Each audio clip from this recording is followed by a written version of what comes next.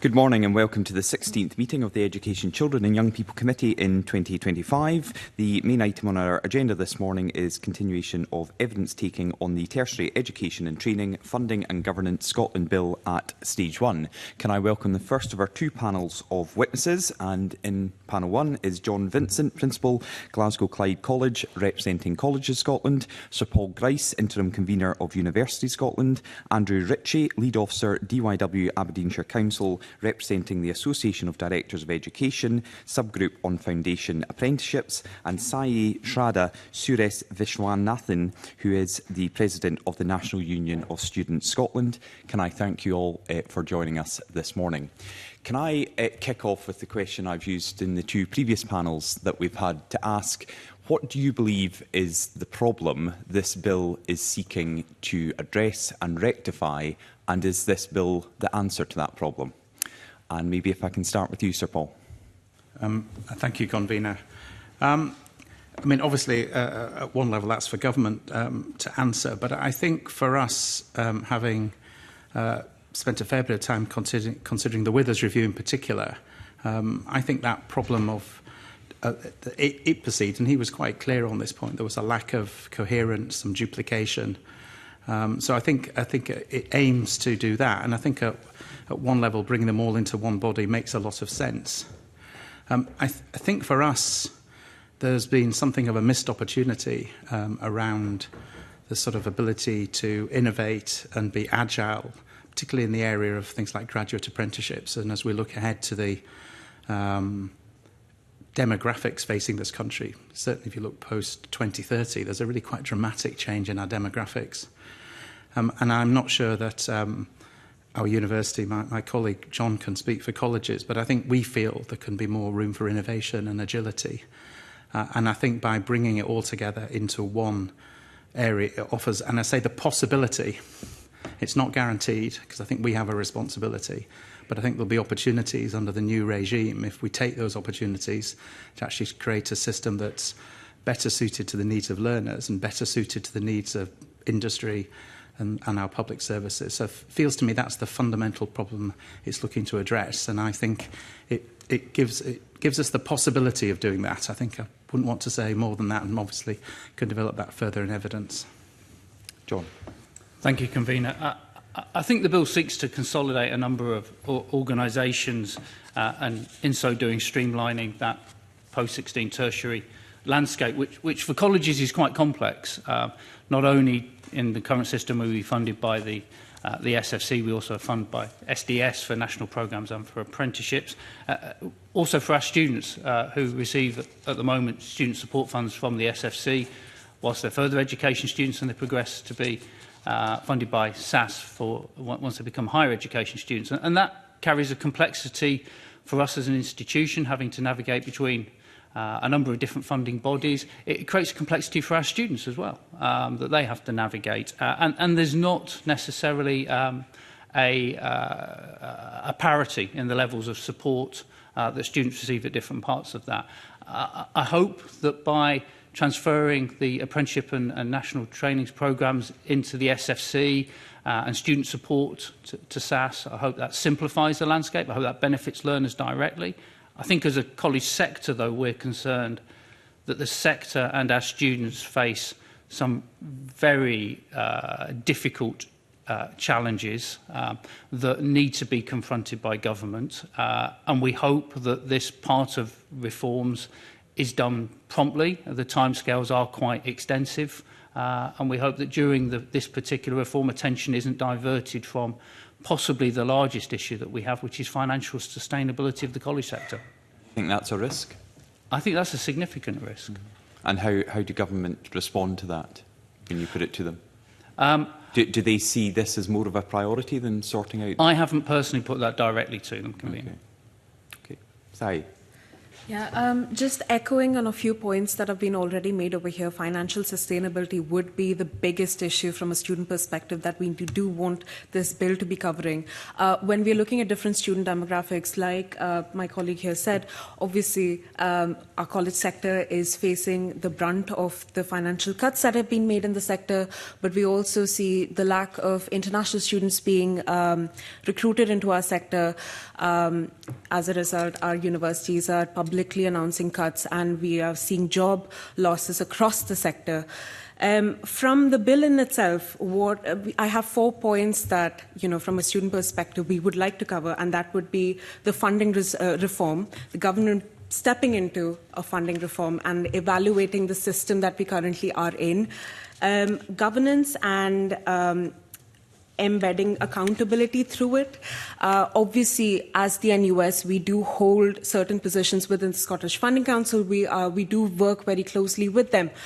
But solely the NUS isn't the sole representation of every student experience out there. We do need more representation in our governance structures, especially from our college sector, especially from our deprived backgrounds, especially students coming in from apprentice backgrounds as well.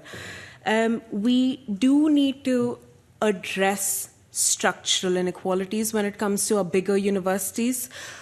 Some of our universities are ancient and they hold a lot of wealth.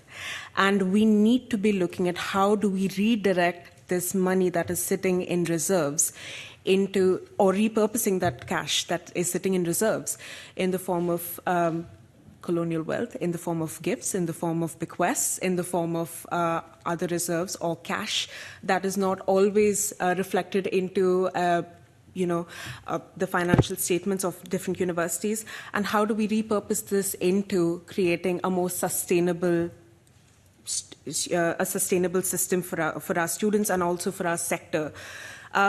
This not only will set us apart or make us sector leaders in the UK, it will also make us sector leaders in the world, and this is definitely coming from an international student myself.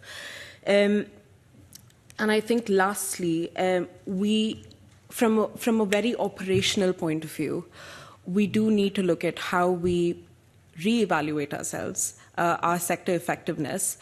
We're all colleagues over here, we're all civil servants over here, we all serve our own memberships, our own constituencies. But I think we do need to take a step back with the help of this bill or through a pathway of this bill to look at our sector effectiveness, to look at our funding system, our funding model, if it is fit for purpose for our changing demographics of students.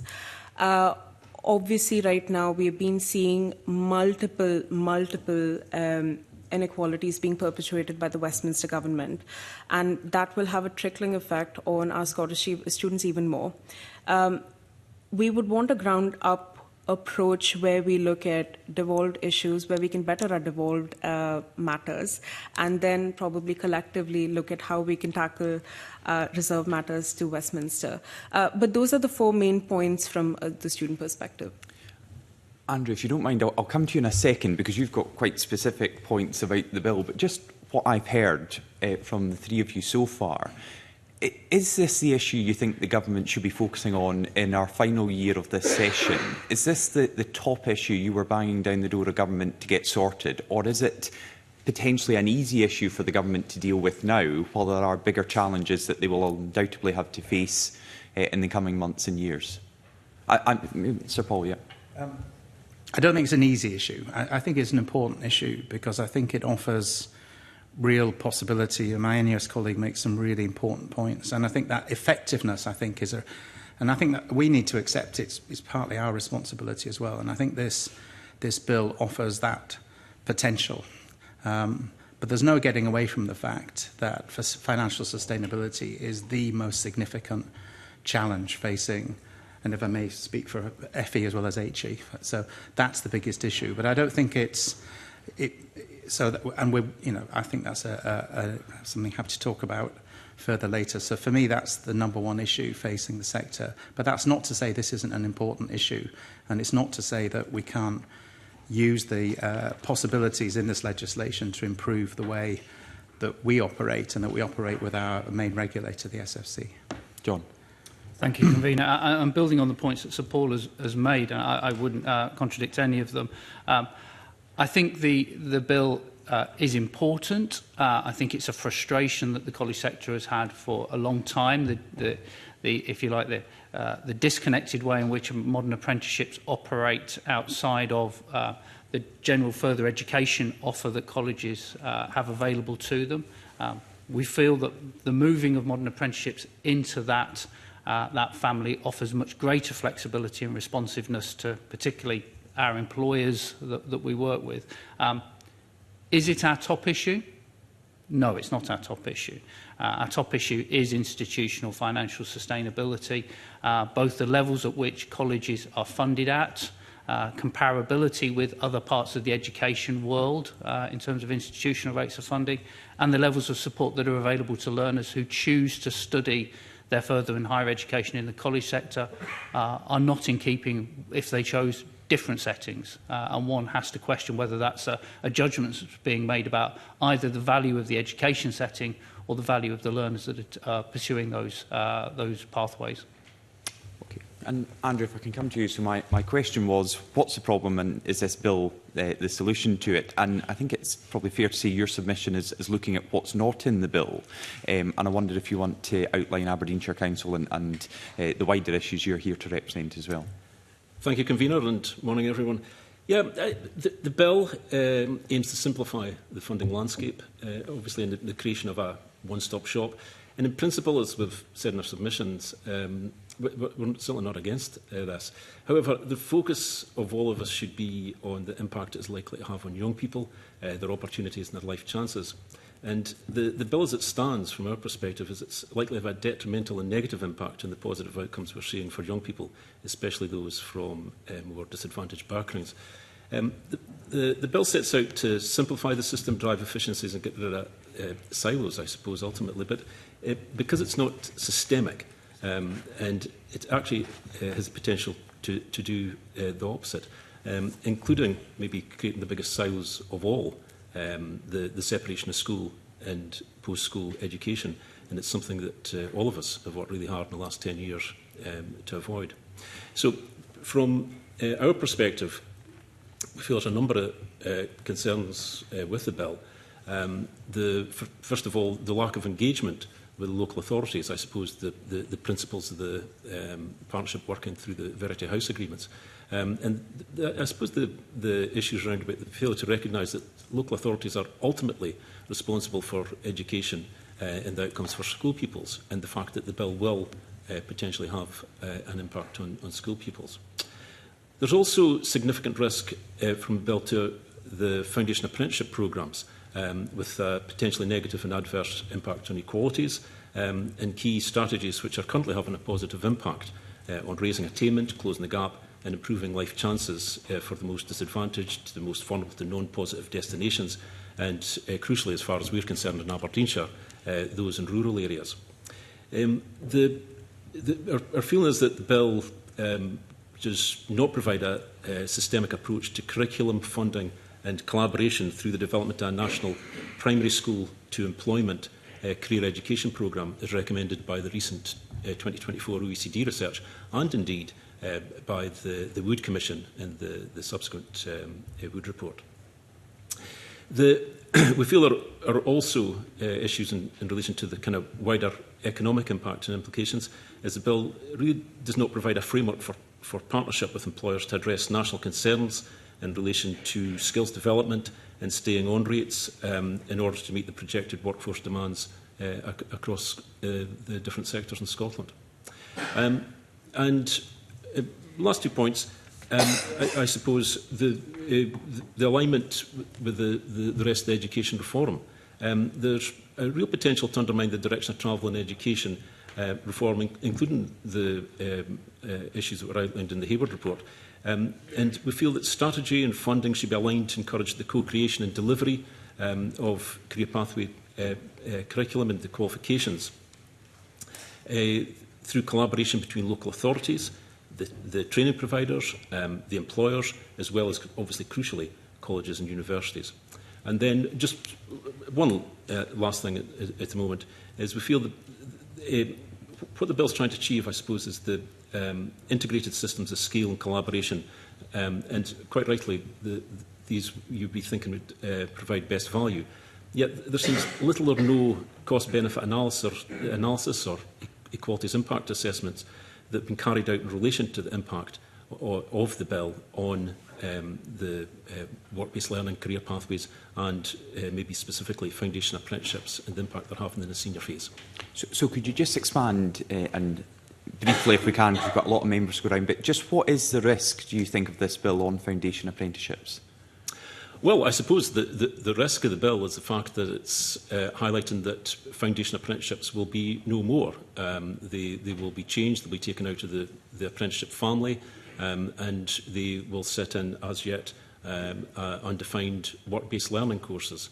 And we've real concerns with that because these courses, as recommendation 1 of the Wood report highlighted, these courses are industry standard qualifications within the senior phase, and that was seen as a crucial way of bringing the whole system together.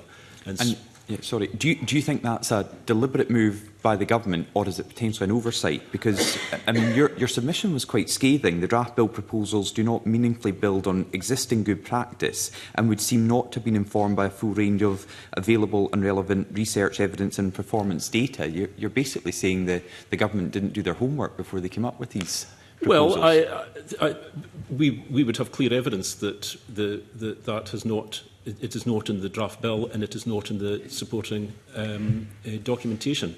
As to why that is, I'm assuming it's an unintended consequence. Okay, thank you very much. Jackie Dunbar. Thank you, Convener, and good morning, panel. The policy intention is to consolidate funding of apprenticeships with further and higher education to simplify the skills landscape. But we've heard concerns that this might mean apprenticeships are offered less priority given the relatively small share of skills and education funding. I'd be interested to hear the views of the panel on this issue. Sir Paul, you've just caught my eye. Have you got a view? I think it's an important question to ask. I think there are two, what might appear to be slightly sort of contradictory points. It even picks up a little bit of the issue the convener was pursuing a minute ago. I think on the one hand, more could be on the face of the bill, I think, to provide reassurance, and happy to give some specific examples of that. So I think for us, a lot is left to regulations. And, of course, I well understand the arguments and benefits of that. But I think from a sector point of view, and I completely defer to my colleague who knows an awful lot more from the local authority perspective. So I think there's something in there. But on the other hand, I think trying to make it future-proof is really important.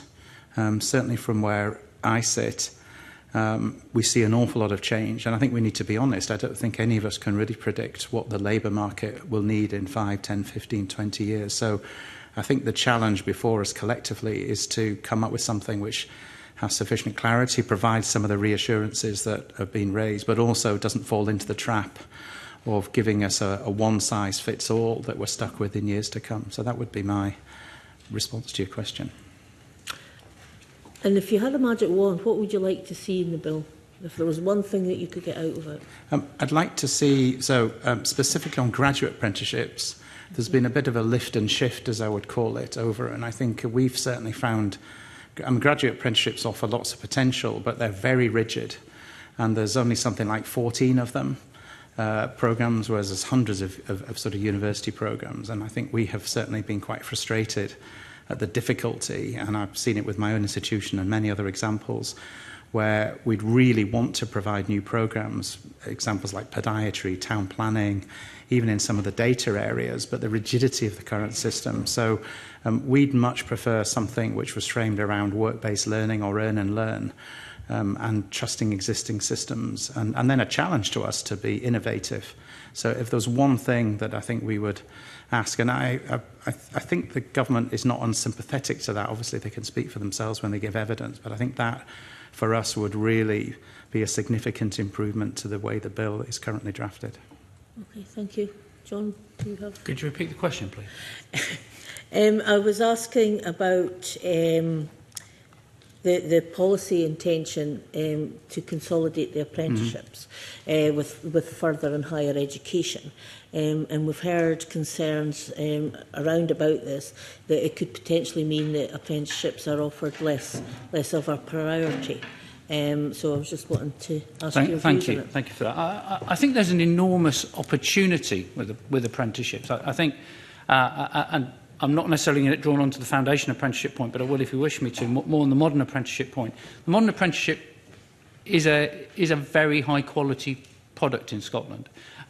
It's valued by employers, it's valued by the colleges and training providers that deliver it, and the young people and adults that undertake those programmes get a first-class service from them. Demand absolutely outstrips the ability to supply. 25,500 places is nowhere near the level of demand that there is from employers, and particularly young people that choose to study them. And the funding rates that support the delivery of apprenticeships haven't been reviewed for many, many years. So actually the ability of training providers and colleges to operate modern apprenticeships is really quite challenging and requires some pretty entrepreneurial models in order to make those things work. I think a move of modern apprenticeships into the Skills Funding Council, Scottish Funding Council's portfolio, as long as that isn't a lift and shift, as long as that doesn't become a silo within the SFC, which in effect they're too afraid to do anything innovative with, but leave it exactly as it has been with SDS, I think that would be a huge missed opportunity. Apprenticeships shouldn't be seen as a Ming vase. They could be opened up much more greatly. We should have a situation where colleges and other providers can freely choose on the basis of the needs that an employer is presenting to us as a skills need or as a young person. We should be able to choose from across a range of products that meets their needs best and freely be able to deploy that, not limited by a fixed quota of places, which is what we have under the current SDS system. So I think there is an opportunity for us to see an invigoration of modern apprenticeships going forward, but that will take the Funding Council and government to be quite brave about how much they ring-fence apprenticeships once they move into the SFC's world. Did you watch our evidence session last week? I did. Because the Funding Council were basically trying to reassure us that, apprenticeships would be protected because they have very separate and specific budgets. So does that not go contrary to what you've just said? I hope they were trying to reassure you that there was no fear that apprenticeships would lessen in volume or quality once that move takes place. I think there's a difference between an enormous potential because the demand for apprenticeships is there. If the budget for apprenticeships comes over and joins the rest of that tertiary college budget and the restrictions on the number of places that we're allowed to operate per year is released, I could see many more apprenticeships being offered than rather the fear that the apprenticeship budget might be watered down and used for other purposes, which I think is where some of the questioning was going last week. I do believe you were right to point that risk out, and I think in response you were being offered a reassurance that there is an option for it to be ring-fenced. I would be worried about the ring-fencing. I think we have experience in the college sector, and I'm sure it's mirrored in the university sector, that when governments have initiatives that they provide to us and they ring-fence those funds and they time limit them, actually that can be really counterproductive. We end up pushing demand towards a time-limited ring-fence fund to try and maximise that, and when that comes to an end, demand is then difficult to satisfy. I think there should be number targets, but actually ring-fencing an apprenticeship budget within providers, I think, is a challenging concept and will only limit what they do. Jackie Dunbar. Would you like to see businesses to have a bigger say in what types of apprenticeships that would go forward? Sorry, I know I'm straying slightly, but it's what I'm kind of hearing from what you're saying, and I don't want to put words in your mouth. But yeah. So just go through the panel a little. Thank you, Chair. Yes, I think businesses are crucial to all of this, and working with the sectors and the role of the employers in all of this is absolutely crucial. The session last week touched upon this as well in terms of how do we ensure resourcing as we're moving forward, and it comes back to that alignment of the system through what the OECD would refer to as a career pathways programme. And I think the role of the employers in terms of, it's not just about the resourcing, it's actually about the development of the curriculum right through is crucial as well. And we're seeing some tremendous examples of employers getting involved up in the North East through the energy sector, OUK, the SP Aberdeen and so on, NHS Grampian, and many others. But also actually, for example, Midlothian and the development of the Global Infrastructure Built Environment course, the absolutely fantastic work that's going on there with Bentley and the role that Heriot Watt and Glasgow universities are having, as well as the colleges, is quite remarkable. And so there's models there that are showing very clearly how this system could work.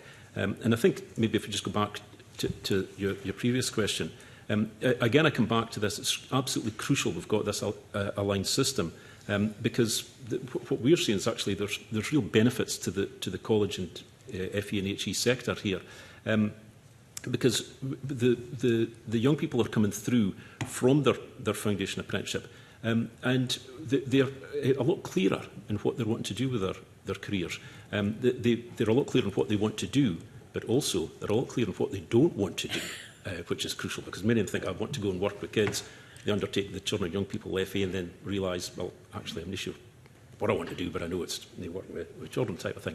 So there's also, I think, an issue here in terms of what we're seeing in our delivery. And it's not just Aberdeenshire Council, there's many other authorities, mentioned Midlothian, Dumfries and Galloway, the three Ayrshires, for example, would like to pull things together here as well. Some great work going on in Edinburgh, right across the country.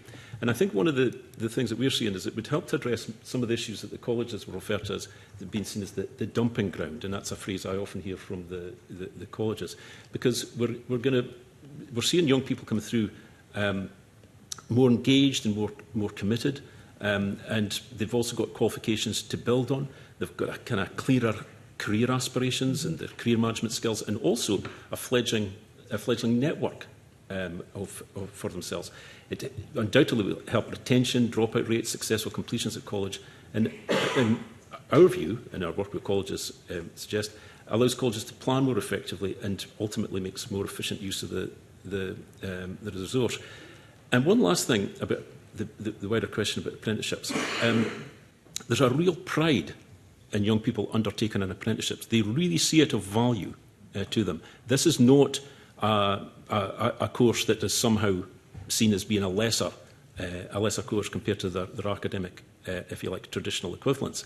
And we see that we're massively oversubscribed on our uptake. There's pride, they're attending more, they're engaging more, and crucially, they're actually more interested in a modern and graduate apprenticeship pathway, and we're seeing that clearly. And I think this is crucial to achieving something that I think we would all want, and that's parity of esteem between the traditional academic and the vocational, professional, technical education as well. We heard last week in committee about concerns about the cost that it's going to, the cost of changing the apprenticeship delivery going forward in the new bill. Do you think it's going to be very expensive to do, or what's your views on that? In terms of costs, I think one of the things, and I mentioned in my initial statement, the lack of formal cost-benefit analysis, actually, because one of the things that we're seeing is when you look at the outcomes that we're seeing from a properly delivered foundation apprenticeship programme at scale, there's a number of things. One, you can actually reduce the unit costs of the delivery because the central support team that's required delivers across the board. So that is one aspect. But actually, when you look at the outcomes that we're achieving in terms of attendance, engagement, raising attainment, closing the poverty-related attainment gap, actually in many years actually reversing the poverty-related attainment gap, the engagement with the employers, the more effective pathways into the system. And that's why I feel we really do need to look at that. And when you look at the OECD, for example, and what they've highlighted as the investment benefits, as they call it, in the 2024 report, page 65, it says, for government ministries, expectations will be clear that long-term benefits in educational success, reduced social costs, greater productivity, economic growth, notably in fields of strategic importance, will exceed additional costs encountered in the initiation and delivery of new pathways, hence the importance of integrating robust means of data gathering. And I think that's a crucial point. So I would say that what we need to really look, if you're to say to me, if I had a magic wand, I'd be saying a systemic career pathways programme would be a good starting point here, so that we could actually say, right, what is being achieved and what can we build on, and then how can we ensure that we get the most effective use of the fantastic, absolutely superb world-class colleges and universities. Yeah, thank you. John, I notice you yes. would like to come on that. Allow me.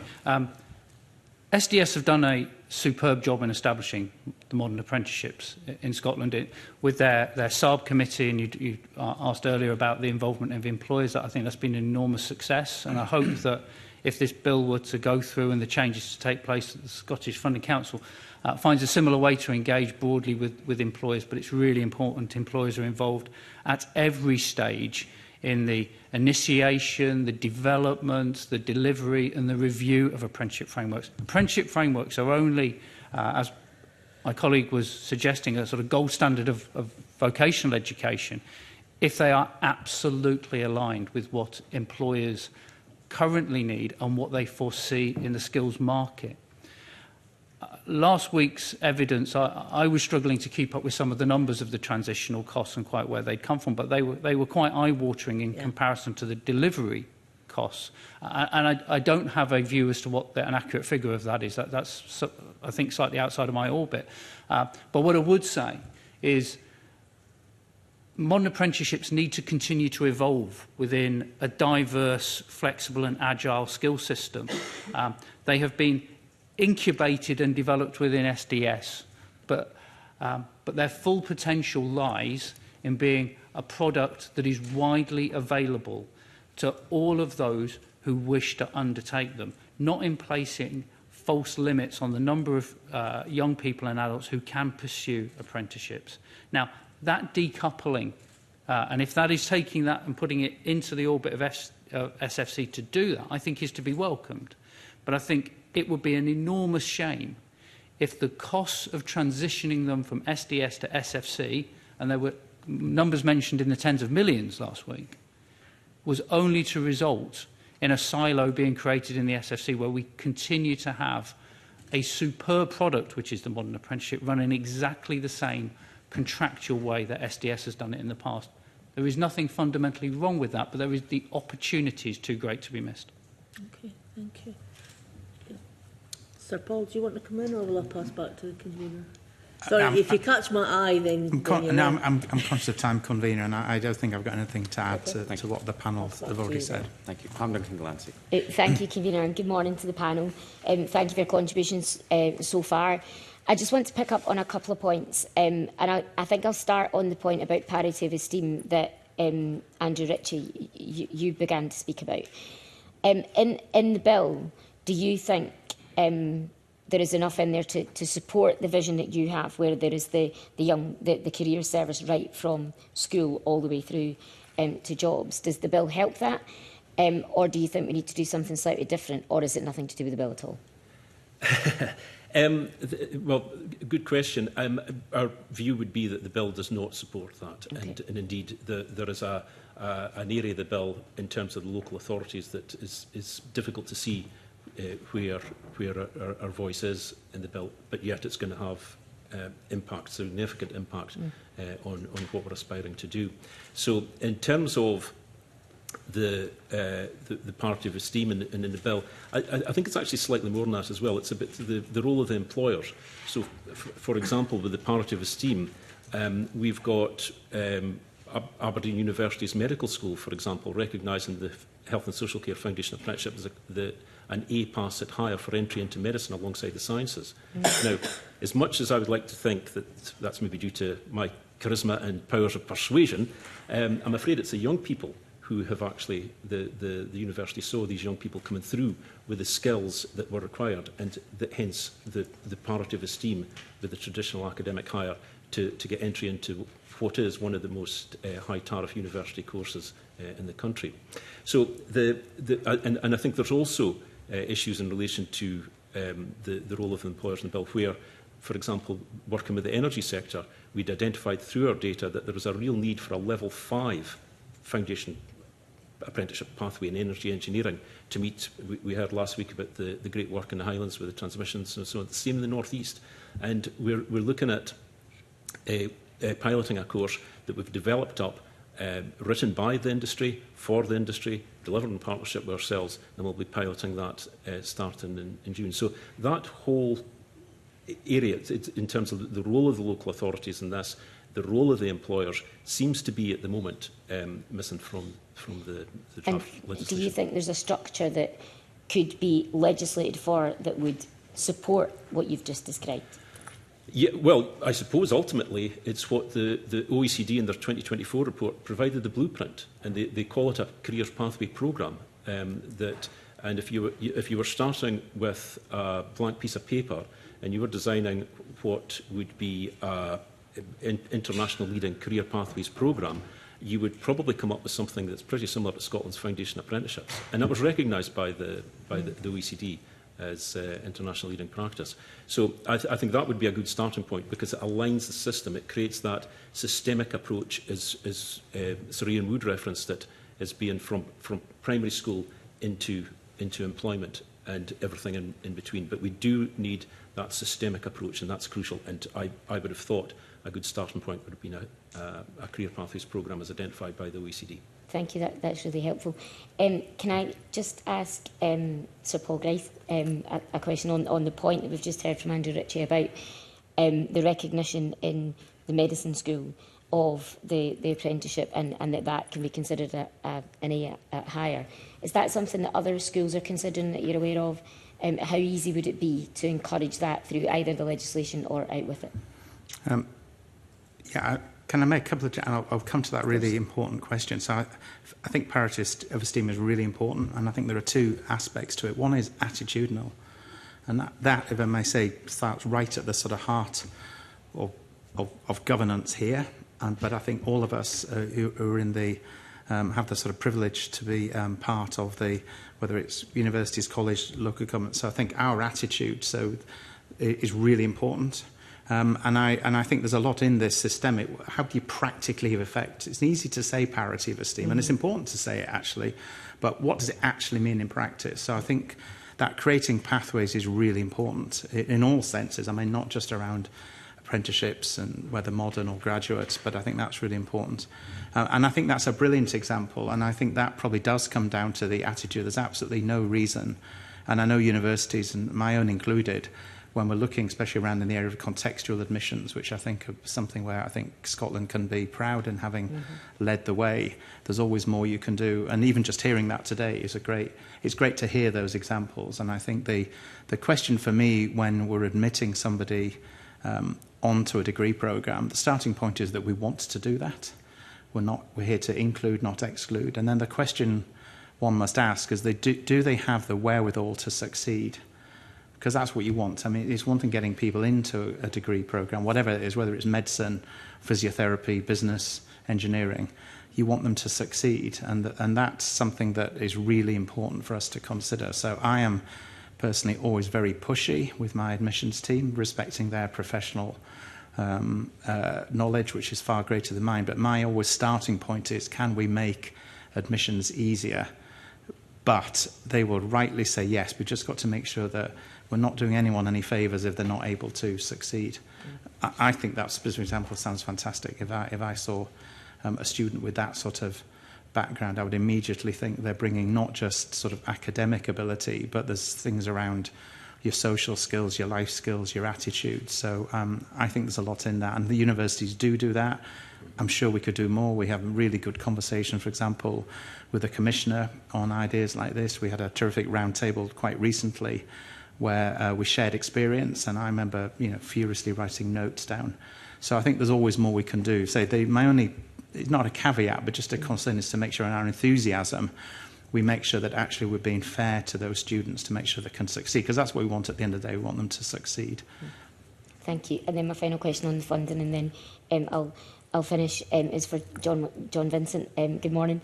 In an answer to a parliamentary question that I submitted recently on the funding for colleges, and we've touched on this earlier about the circumstances and the financial sustainability, it was quite clear there's a disparity for college learners compared to others. And I just wondered whether you've had that explained to you, or what your view of that is, and how that fits with what we're trying to do in skills in general. Thank you. I think it goes back to your previous question, actually. I think it's about parity of esteem. I've worked in the skills world now for over 30 years, and have regularly heard this debate about academic versus vocational or technical education, and people seeing them as completely different things, and asking young people actually within the education system to make choices quite early in their lives. And yet I think probably, as we all know, once we start to engage in the economy, higher technical skills are really important, and ultimately an awful lot of it, business success and growth of companies, is about vocational and technical skills, and we don't want people making false choices. But our education system perpetuates that by the way in which it chooses to fund those institutions and those pathways, and you have to think there must be some kind of philosophical underpinning to that. So, in your written question, I imagine uncovered that the investment that the Scottish Government makes in secondary school education on a per pupil basis per annum is over £9,000 a year. In university education, it's over £7,500 a year. But in colleges, it's £5,500 a year. £5,500 a year. And actually on apprenticeships, it's less than that. Has anyone ever explained why it's funded less? No. Have I challenged that question? On numerous occasions, and have been told that's what the budget is. That's what the budget is. If we are determined to seize the opportunities of emerging economies, the great economic opportunities that were being articulated in the evidence session last week, then they will be unlocked by people with higher vocational and technical skills, the brightest and the best young people and adults moving into occupations that are going to add to productivity and economic growth in this country. They will be educated through schools, through colleges, through training providers and universities. I don't think it's helpful that value judgments appear to be being made about the pathways that they are following by the funding that they are receiving. That strikes me as not being a good example. If all of those pathways are of equal value, they should be equally invested in. And if you'd let me just expand on one further point, the students who study those courses, in terms of the maintenance grants that are available to them, they are even more starkly different. A full-time student studying higher education independently from their family can receive over £11,000 worth of support while they're studying that course per year. Somebody in college studying a further education course living independently can access just over £5,000 a year. It's absolutely beyond me why the costs are halved simply because of the level of course that you're choosing to study. Thank you. Willie Rennie. Just a quick one following up that, John. You've given evidence of the fact there's the disparity between university and college funding. Does that not lead us to believe that if you put all the apprenticeship funding into the new funding council model, exactly the same thing will happen? That the boundaries between all these different budget headings will just not change? All it will do is that lift and shift that Paul Grice was talking about. Is that not an indication that this is perhaps a fruitless exercise? I think we need to separate, and I realise this is it might take some mental gymnastics on my part and maybe yours too. Institutional stability against what our core fundamental task is. We are there to provide educational training services to young people and adults, employers, to support the economy. We are diverted from that, despite the fact that large amounts of our attention go on institutional financial sustainability. If more money comes into the sector, it will be ring-fenced for places for students to undertake their studies. There will be no less activity. They will do modern apprenticeships. We require a fundamental look at the funding rates that take place between institutions to create a trajectory of parity. I don't necessarily see apprenticeship money supporting the core running costs of institutions. But that was the whole point of bringing the Scottish Higher Education Funding Council together with the Scottish Further Education Council. To bring those two institutions together was in part to try and break down those barriers between university and college funding. It never happened. It's never changed. So is that not a warning that perhaps these structural changes don't deliver the policy change that you quite reasonably set out that you desire to achieve, that kind of innovative approach to look at different ways, perhaps expanding the amount of money we're going into apprenticeships? It's never going to happen. That transition predates my involvement in the Scottish sector, I'm afraid to say, but I think you point to an important feature, and as was explained in the previous evidence session, the SFC receives a separate higher education grant than it does a further education grant, and they can't vie between the two things. Precisely. I think that's an enormous opportunity lost in the system, that there are choices made in government about the pounds per student that they are willing to invest in students undertaking higher education, and there are choices that are made about those in further education and those in schools, and that is leading to very, very different funding situations and only impacting on the quality of the service that the learners may receive. I think you might agree with me. But I think I do. Okay, that's good. Just before I go to Miles Briggs, you just spoke about the quality of the service the learners achieve. Are our learners in Scotland's colleges getting taught less in the classroom or in workshops because your budgets are being cut? I think colleges are fighting tooth and nail to produce the most efficient organisational delivery models they possibly can. I think in some cases we are having to reduce teaching time, look more at blended learning, online delivery models. So what's the picture of that? Describe what it would have been 5 years ago compared to now because of your budgets. I think you would see in colleges less face-to-face teaching on some courses as opposed to... Give me how much less? What that would be I'm afraid, Convener, I wouldn't have that figure available to me.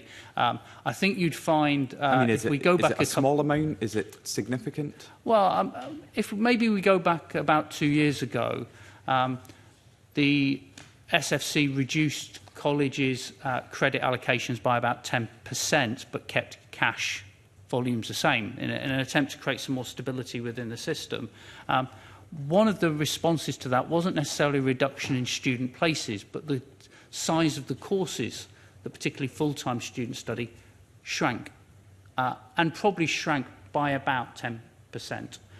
That may have been a reduction down in the number of modules that a student was receiving. It may have reduced the amount of time they were taught.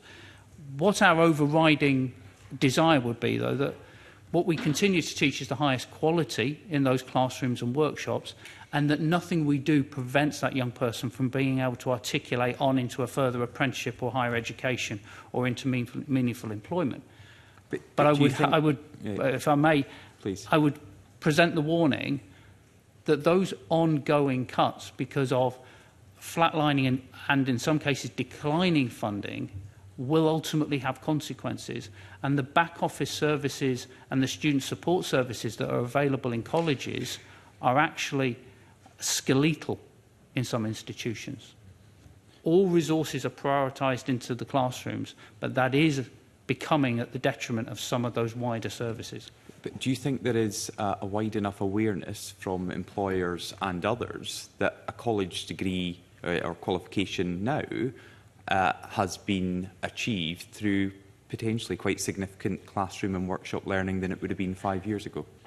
I don't think there'd be widespread awareness of that. I think, should there be? Well, I think in my role as a college principal, am I less proud now of the quality of our graduates than I may have been 5 years ago. Absolutely not. Our graduates continue to receive first-class education as they do in all of Scotland's colleges. There is rigour. Those programmes are robust and they are trained on techniques and approaches and given knowledge which we're used to them. Are our delivery methods more efficient, more streamlined than they were? They've had to be. Are those young people as well prepared? Yes, they are, and possibly even better because the system has been refined. But I'm afraid that the level of refining and the efficiency of that model is extremely tight now. And I think you'll find in Scotland's colleges you have institutions that are going beyond the point of pure efficiency, and the system is really beginning to creak. I can understand your defence, but I also have a concern that if there has been a reduction in teaching time and other elements of these courses, we should be upfront and honest with employers to say, this has been quite a significant change. And given that you can't answer these questions today, I think this will raise further queries going forward. And I just wonder, Sai, if there's anything from a student's perspective that you can articulate and the change in terms of this classroom contact over a number of years. Just to echo on your points and just to call a spade, students are absolutely struggling. And I think we are normalizing the idea of producing a lot more efficient work with a lot less resource. We've been seeing a 17% cut in real term funding to our college sector, and which equates to a lot when it comes to our HND courses, HNC courses, which are being slashed left, right, and centre.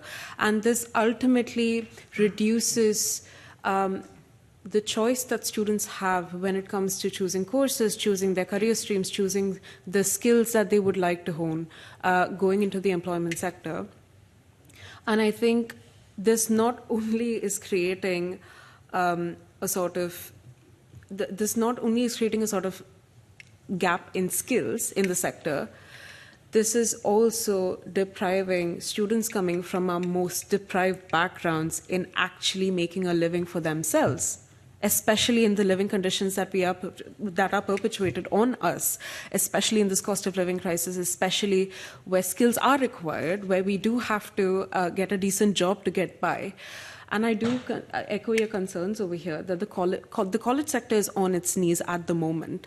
And if we do keep going in this direction, if we do keep questioning or sort of not prioritizing the sector as much as we do with the higher education sector, if we do not actually try repurposing our funds like I mentioned before, we are going to see the death of the college sector. And that's going to happen very, very soon. Okay, thank you. Miles Briggs. Thank you, Convener. Good morning to the panel. Thanks for joining us. I'll maybe come back to your final point there in my second question, but I wanted to start by asking the witnesses if they have any specific views or concerns around the proposed definition of a Scottish apprenticeship included in the bill as it currently stands, and also the section 12E, which will give ministers a separate regulation-making power to change that definition. I think you touched on this earlier, Andrew, so I'll bring you in.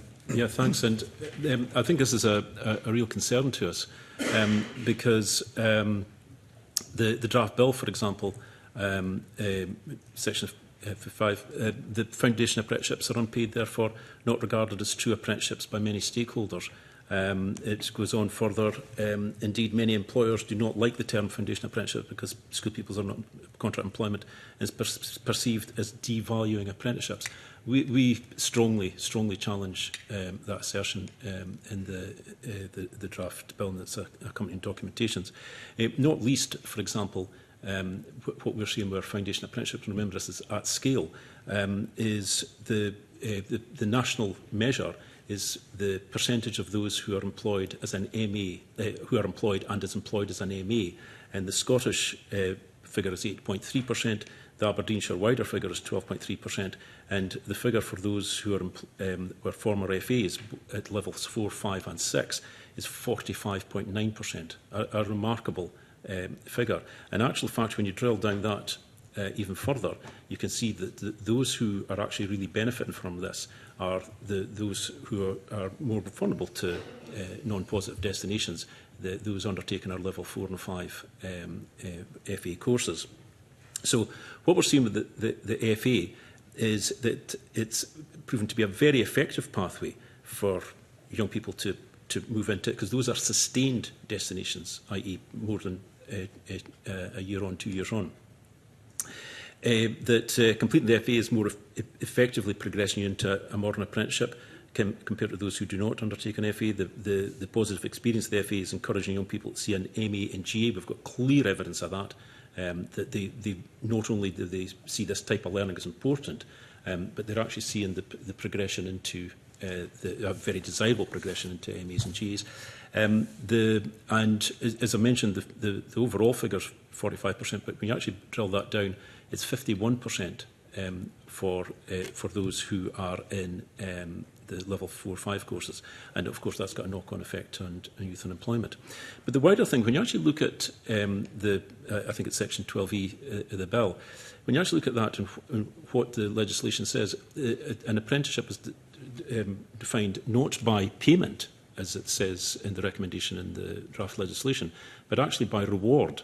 And this is something, when you actually look at, when we looked at this and we saw what the draft legislation is, unquestionably foundation apprenticeships is delivered in a successful local authority and private training model and others, meets this kind of legislative definition. Now, what the SDS guidance of 2019, where quite clearly defined the safeguards around about paid apprenticeships and so on.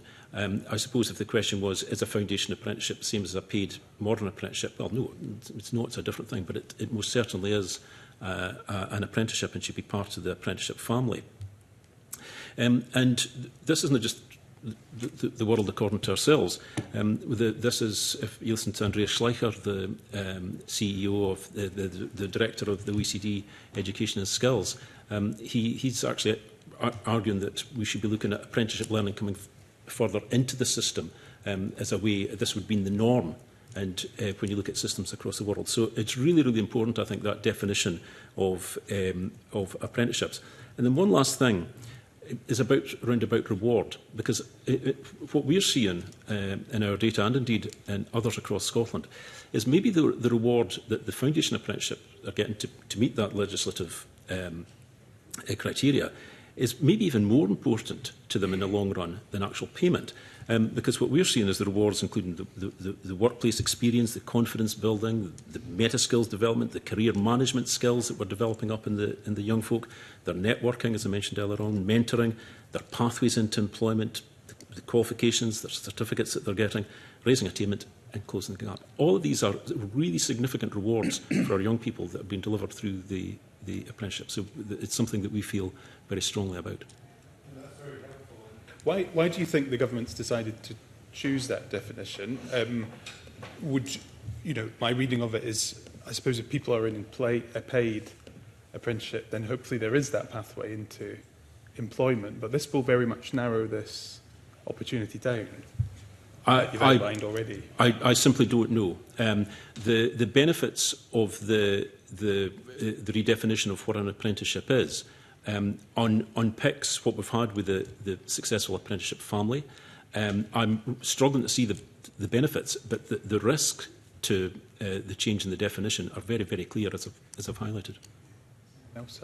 Anything more? John? I mean, I think the apprenticeship family from foundation modern to graduate apprenticeship is an unquestionable success story. And I think if the consequences of the bill are that particularly at level 6, the foundation apprenticeship loses that status, I think that would be an enormous loss.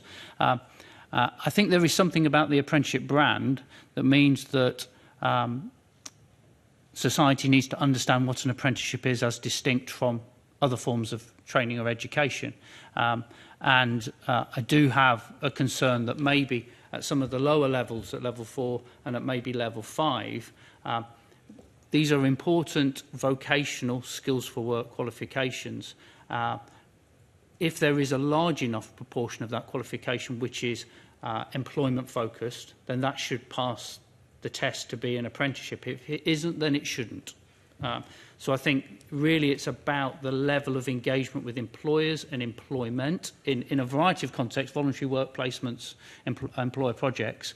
But I think we need to have a dividing line at when something qualifies to be an apprenticeship and when it doesn't. I don't think it's helpful using the strength of that brand on some qualifications that may not necessarily fully fulfil that definition.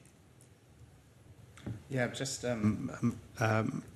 really building on those points, I think that notion of apprenticeship is a really powerful brand, and I guess I'm more familiar with graduate apprenticeship. So I'd first of all really strongly endorse the pathways point. I think that's really critical. There are other aspects to that. I think that's really important. Alongside that, though, I would make that maybe reiterate a point I made earlier about the need to look at work-based learning and earn and learn, as it's sometimes called, in the round. I think we need to both respect and understand that brand, to use John Vincent's point, but also not to limit ourselves. I think, as I think you know, when you sort of visited my university, that actually huge potential in the area of health service, which aren't traditionally covered by graduate apprenticeships, and yet a huge need both to tackle recruitment issues and great potential in terms of the workforce which is there, is untapped in my view, and I think graduate apprenticeships could easily be right, but there may well be other types of work-based learning which suit the individuals and the institution. So in sort of acknowledging the really powerful points my colleagues have made, I think it's also important to look to see how this legislation could help the development of that wider work-based learning, which I think is going to be absolutely vital for Scotland, you know, looking 5-10 years ahead in particular. Thanks for that. Sorry, Andrew, come back on that. Thanks very much. Just to add to my colleague's point there, John's point about meeting criteria is actually it's crucial, and that brand has got to be protected. And I think what we've got to look at is our design of our foundation apprenticeships, even at actual level 5, with the industry. We design them in a way to ensure that the employer's voice is there and we meet the criteria of it being an apprenticeship. And then maybe one last point, but it's quite an obvious one maybe, but when you speak to employers about foundation apprenticeships, they immediately understand what they are. Mm. They immediately understand, okay, this is what they are, and we get it, and we understand that fully. The alternative, and I'm kind of reading between the lines here a wee bit in the bill, but it would suggest that it's going to be the alternative is something along the lines of SEQF level 6 work-based learning course in business skills or whatever it may be. Certainly my experience with employers, you've probably lost them by the time that you're end of SEQF. So I think that that's one of the other areas that I think we'd really need to be careful here, where we're not undoing something that's actually really vital to the understanding, so that we're using the same language within the system. Yeah, thank you. And that leads on to... You can say it more. Sorry. Yeah, excuse me. Obviously, my perspective is very different about this. This is not to answer your question completely, but to actually raise a very pressing concern, for me at least, from the NUS about, I think we're focusing a lot over here. Obviously, my colleagues over here are much well versed than me on apprentices, from the employer side, from the sector side. But I think what really concerns me right now is: are we looking at are we putting a lot of focus on what the definition is going to be, or what the definition is going to entail in real life for our apprentices in terms of experience? We are talking about employers being attractive, our brand, our sort of pathways that we want to deliver. But when we're looking at wages, when we're looking at the apprentice experience, when we're looking at the uptake, do we fail as a sector to address that employers have been expressing difficulties in affordability? And is that something that we're not willing to support? Is that something that we're willingly overlooking? So I think that's a sort of clarification as well as a statement I'm trying to make. Of course, obviously, I would have loved to speak more about the definition.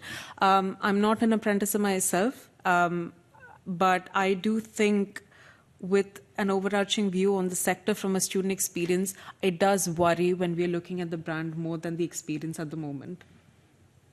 Thank you for that. And actually, it goes neatly into the question I wanted to ask in relation to the first principles of James Withers' Skills Delivery Landscape Review, because I am concerned that that seems to have been lost in translation as we look at this bill. And so there are risk factors actually within that. So I wanted to ask, in the panel's opinion, what do you think is needed to untap the potential of the college sector in Scotland? And does this bill actually achieve that and allow for this? And I was just thinking, when I asked that question, Paul, you had outlined when I visited a great college-university partnership you've developed. I think it was with Glasgow College, actually.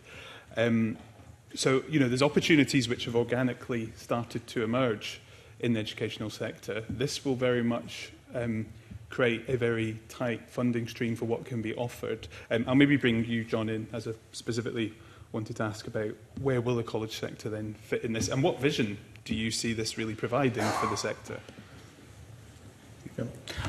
Well, thank you. I think there is, as you might imagine, enormous potential for the college sector to not only continue its work in tackling social challenges and meeting economic needs, but as was articulated in last week's evidence session, there are enormous skills gaps.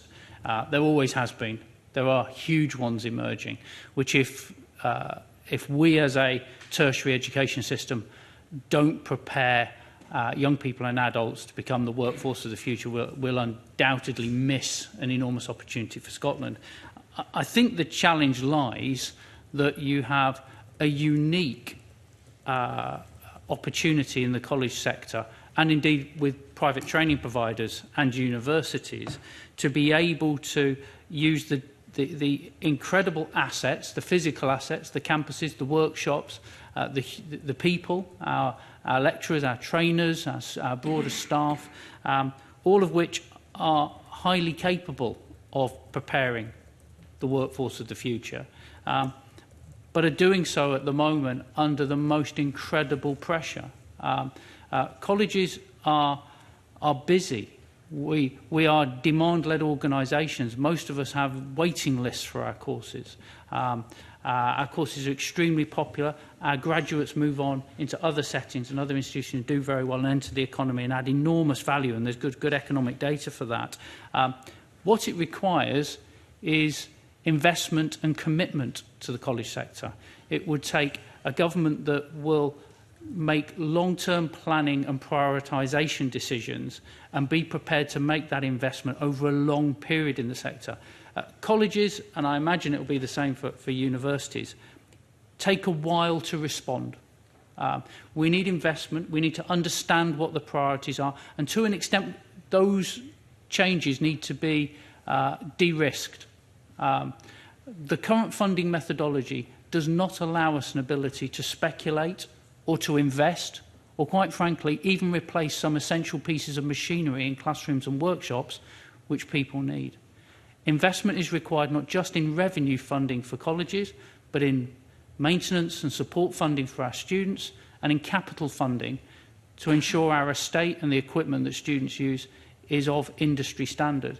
They are severe challenges for the college sector right now, and if we're to fulfil our potential, and as Withers said, and you referenced Withers at the start of your question, and he suggested moving towards a system which was colleges and universities first, and I think that would be a brilliant position to be in, that we look to our colleges and universities first, we invest in our colleges and universities first, and we seek them as being the critical partners in meeting social and economic development needs. I have to say, from a college perspective, it doesn't feel like that right now. But if we could unlock that potential, as Withers calls us to do, and we use our college, our network of 24 colleges right across this country, there is enormous potential if prioritisation and resource is provided. Thank you. Paul, will you want to come on? I think the bill offers possibilities, it offers opportunity. And I say that because I think in principle having a single funding body looking at developments like the tertiary quality framework, which is done on a tertiary basis, looking at non-financial but really powerful tools like the outcome agreements and the outcome agreement managers. I think if you're able to, and if this bill does pass and SFC are given these additional responsibilities, the challenge for it will be to knit all those things together. And if they're able to do that successfully, then I think it does offer the potential to allow us to do more of the sort of examples that we were able to talk about. I mean, sometimes we feel we have to do a lot of workarounds, and that's fine. I mean, that's our responsibility. I think that could be made easier and more encouraging. I think to pick up Si's really important point about the student experience as well, I think we can create smoother and better pathways. So I think as fundamentally this legislation provides opportunity and possibility, the key question, I suppose, is whether that is able to be taken. And that's partly the responsibility of the Funding Council, partly government, and I think partly us as institutions. I think we need to be very clear that we've got to grasp the opportunities. I think I wouldn't want to say any more than that, because it's the nature of this legislation is to, as I say, to create a new system which has possibilities, and it's all about whether we can take them. Just to build on a couple of points made over here, and considering the demographics of apprentices, we do know that apprentices do, in some sort of form, invest a lot of resources in terms of in ways of buying their tools or accessing their material that they use for their courses or their work-based learning projects. From a student perspective, we don't really see. We've already established there is no parity in experience when we compare the experience of a higher education learner versus an apprentice or a further education college learner. But there is no, in terms of fiscal language, there is no return for investment over here. There is no return for, I don't know if the bill actually entails that in any way or safeguards that return for investment in terms of skill, in terms of opportunity, in terms of fiscal return for an apprentice that comes along with employment opportunities in the future or in whatever pathways they decide to take. That is just a small point. I wanted to add it on the points colleagues have made. Thank you for that, Andrew. Just very briefly, really, to add to what's been said. First of all, I think colleges are absolutely crucial, obviously, in this whole system. But I think it's really important that we see this as part of a systemic approach, as I've been saying. An example of that, for example, when I get back up the road, I'll be working with our colleagues at NESCL, looking at how we actually plan out the pathways through that in relation to a more systemic approach. I think that's crucial. Whether in the references there to the college first, I think that's one of and what's in the draft bill. I think we really do need to take a look at that in relation to the OECD research and within a systemic career pathways programme approach to see where we would be ensuring the best outcomes for young folk given the expenditures. Thank you. I know a few people have touched upon equipment as well. I think it's something maybe we're not going to have to get the time in this session to get on, but I think it's quite important that sometimes the private partnerships to have state-of-the-art equipment. I know some of the conversations I've had with employers especially, they're receiving people who are trained on older equipment. And so actually having that response to what the economy needs is really important. Net zero seems to be in a better place at the minute in terms of the equipment people might be being trained on, but other courses not so much. So I think there's part of the bill needs to also look at that. But an interesting time. Happy to hand back. Convener. Thank you. And just in the interest of time, I am very keen for as much debate as possible, but we have another panel following you, so if I could ask members to keep their questions as tight as possible and the responses as well, and that will allow us to get through everyone that's keen to get in. Joe Fitzpatrick. Thanks very much, Convener. Last week, you'll have noticed that we spent a bit of time talking about the transfer of staff from SDS to SFC. So good to hear your thoughts on that, but also to hear your thoughts on what we need to do to make sure that that transition is smooth. John, you mentioned one of the strengths of SDS being their engagement with employers. Does it give you any confidence that the folk that must be doing that in engagement on the ground are transferring from SDS to SFC? I don't know specifically which members of staff are planned to transfer over. I have a great deal of involvement with certain parts of the team that manage and lead the Modern Apprenticeship Programme, and I would be convinced that whichever organisation they find themselves in, their commitment to modern apprenticeships and the hallmarks of that will be undiminished. I think my lived experience is SDS and SFC are two very, very different organisations. And I think the cultural assimilation of SDS staff into SFC and to get the best out of both from both organisations will be a journey that will need to be made very consciously by whoever is affecting that transition, because they are two extremely different organisations, and their practices in terms of commissioning and managing are very different. And that's a challenge in the college sector in terms of how we navigate, because at the moment having deep contractual relationships with two organisations that function very, very differently, with different IT systems, working on different annual cycles, different reporting and quality mechanisms, is a challenge for us. We see the bill as an opportunity in that space to simplify our working, but it's really important we don't lose the value that SDS colleagues have in terms of that strong focus on the employer base. Andrew, you're nodding away. Oh, so just with that last point, I think it's really, really important we do not lose that employer face, and also I echo a lot of what John's just been saying there in terms of the culture shift and so on. Structural is one thing, culture is another, but it's so important to the system, the employer facing SDS. Anyone else want to comment? Paul? Just say very briefly, noting the convener's requirements. I think there's in addition to the really important points my panel member colleagues have made. One, through the transition, is leadership of the transition, and I think the new leadership in SFC would leave me confident in that regard, but that's one. And then just the proper resourcing. You've touched on that point, and I think it's that I think we just have to be realistic, and this is a bit more life experience whenever I've been involved in any transition, any change. I think you've just got to be very clear and very candid about what's required. And that even ties back into Andrew's point about costs and benefits. It's inescapable. There's a degree of cost whenever you make a transition, and it's a judgment as to making sure there's sufficient resources, both to maintain what you might call business as usual, as well as affect that transition. And then that's weighed against the potential benefits you're going to get down the road, which I think both my colleagues have articulated already. Okay, thank you very much. Thank you. Bill Kidd. Thank you, Convener. Thank you, everyone, for all your answers. Just following on, in a similar note to what's just been asked by Joe Fitzpatrick, what assessment can you make of the Scottish Government's intention to move further education student support from the SFC to SAS? And what do you think would be needed to ensure a successful transition of this? Anyone have any ideas? Oh, yes, you, John. Yes.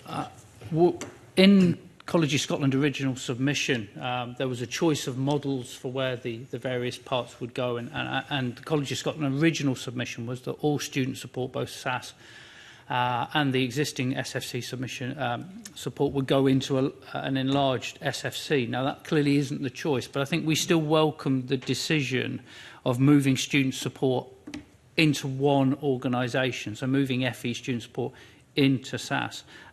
We see there being quite big opportunities to streamline. As an organisation that has about a fifth to a quarter of my students are higher education students, they receive student support through the SAS system. The remaining students receive their support through the SFC system. We have to support two different systems, two different IT systems, two different administrative systems, and we have to help our learners navigate as they go through their educational journeys what those systems mean. So we'd like to think there could be some consolidation in that approach. I think one of our concerns is that SAS operates a system which is fundamentally very different for higher education students than it does further education students. For higher education students, it's a largely digitally based service of them registering, explaining their personal circumstances. For FE students, it's a personal service. It's delivered by advisors in colleges who support our students, some of which have very, very different lived experiences and personal circumstances and challenges and barriers that they overcome, and they require face-to-face delivery from experts who can navigate that system. I really hope that in the transition to SAS, and I have received some reassurances on this from SAS already, that they will safeguard the face-to-face service that is delivered in colleges for FE students going forwards. But I'll come back to an earlier point. I don't think we should shy away from why is it different? Why is the £11,000 maintenance provided through SAS to an HE student, but only £5,000 to an FE student?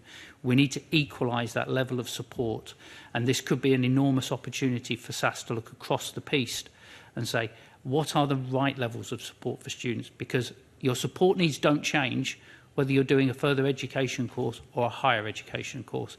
Your cost of living crisis you face if you're an independent student are identical.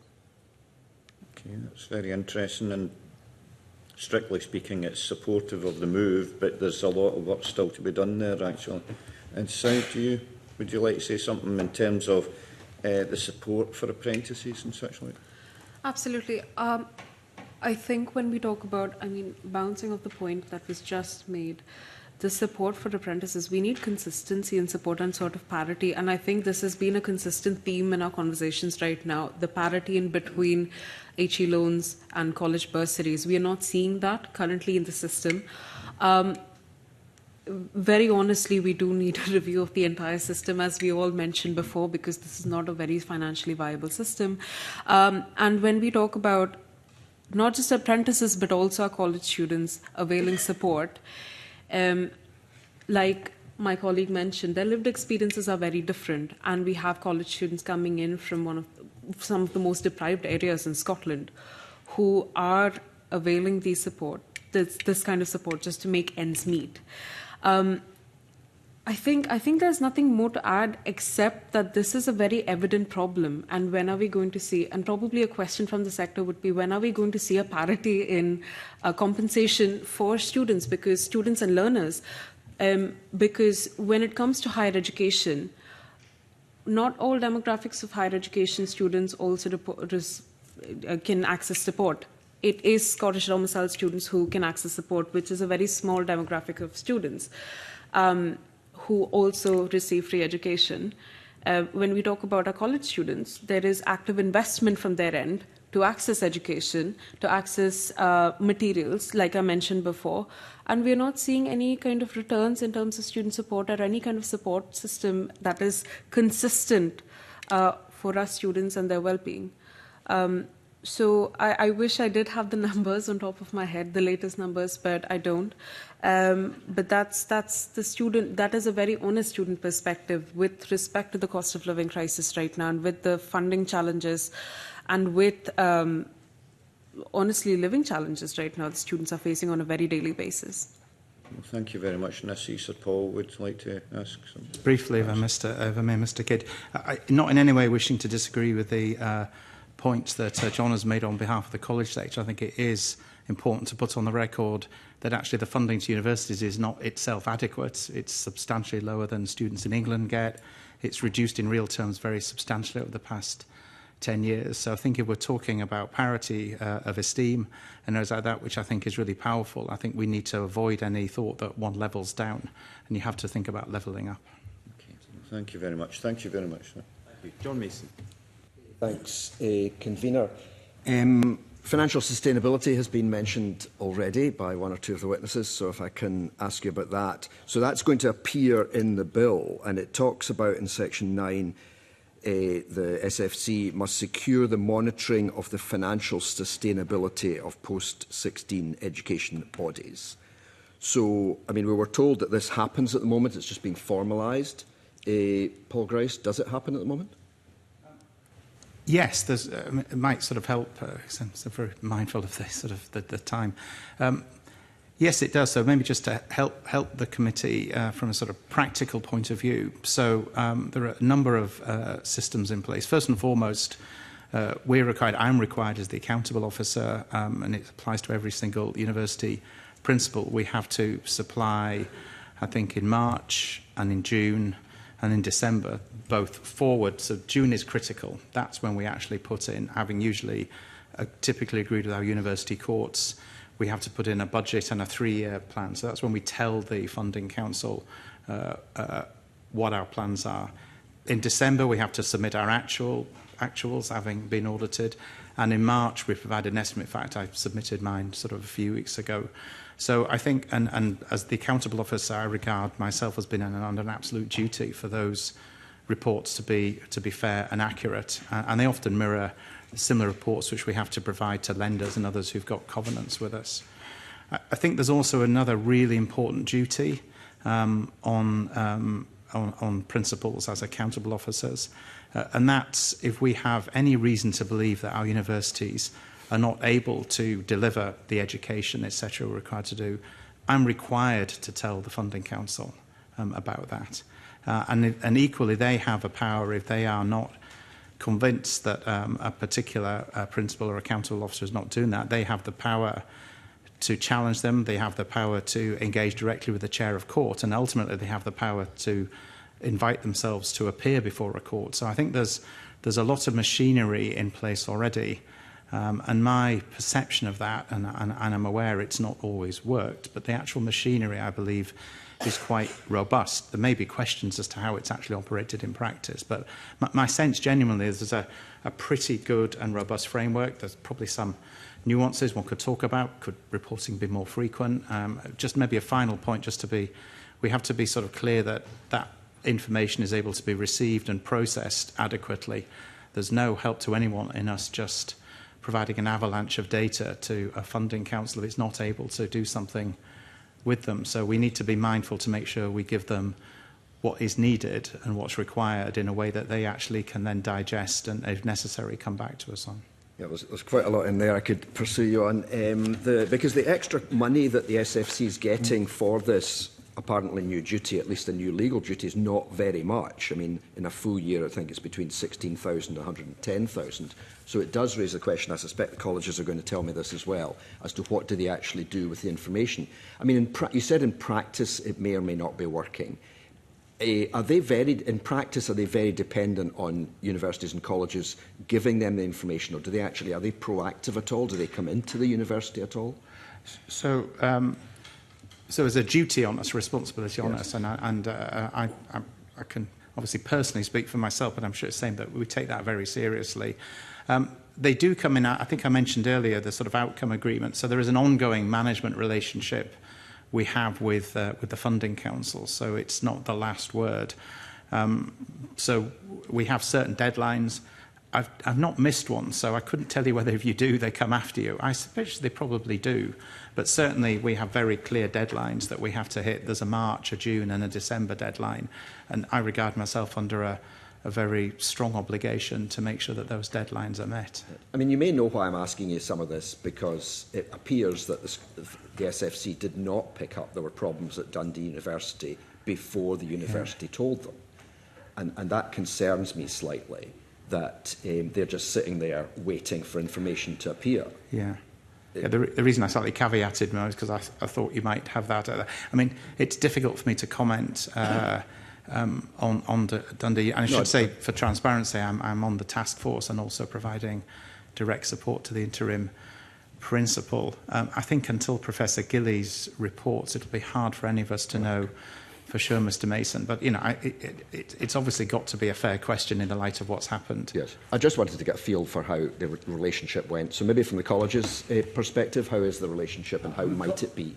Conscious of time, those mechanisms that Sir Paul has outlined are very similar to those for the college sector.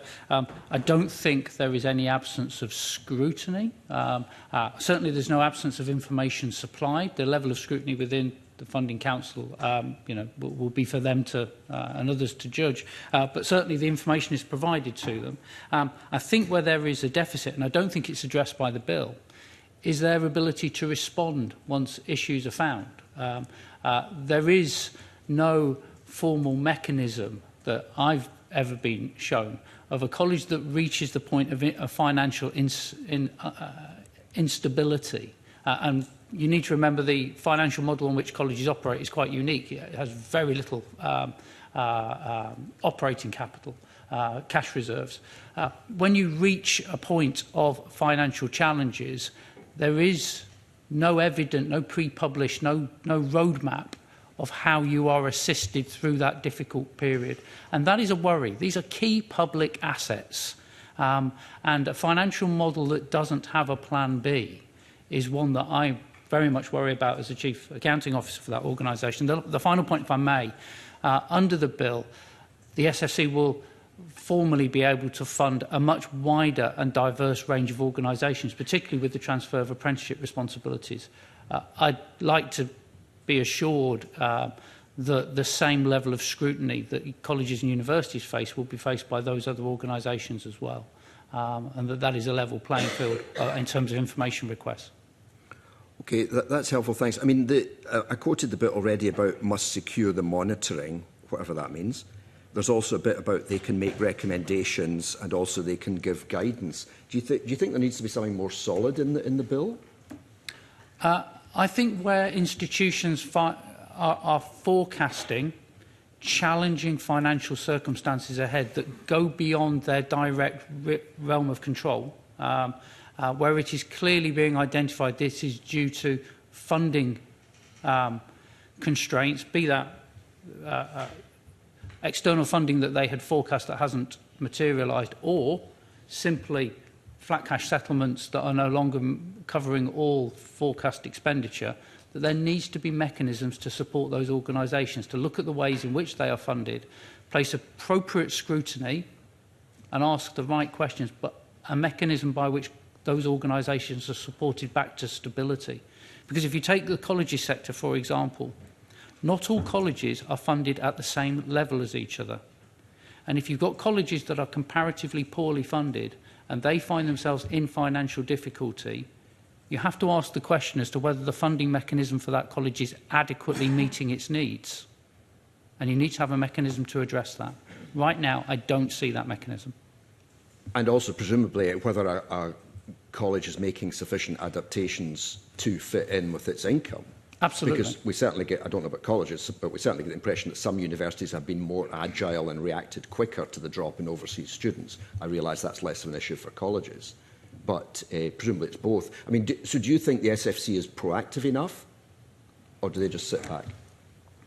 I think the SFC is proactive in the conversations it has. I think it at times lacks the levers to be able to provide the sort of support and intervention that colleges would seek. Okay, thanks. Ms Viswanathan, I think you're involved in the SFC, is that correct? You're on one of the committees? Yes. Do you feel the SFC has the powers it needs to oversee? So just for clarification, I'm on the SFC board as an observer and I'm on the SEAL committee as a full member. This is a very complicated question, but I do appreciate it. I think when we look at the role of the SFC in overlooking systemic funding, I do feel like in Scotland, with the SFC being a regulatory body, when we talk about international students, when we talk about the recruitment of overseas students and the drop there, we kind of isolate that issue because the investment that they're bringing in directly affects our sector as a whole and not just individual universities. Individual universities, yes, but there is an avalanche that brings, there's an avalanche in the drop of funds that the reduction in international student recruitment brings in. And I do think that the SFC does fall in trap of that. I think right now what we need to do is we need to look at it. We need to bring in those projections as well and sort of let SFC take control of overlooking recruitment, overlooking the overall investments made by international students, but also not within certain institutions, if that makes sense. Obviously, I'm an observer on the group. There's definitely not a lot that I can be mentioning over here that is a conflict of interest. But I do think as someone representing a big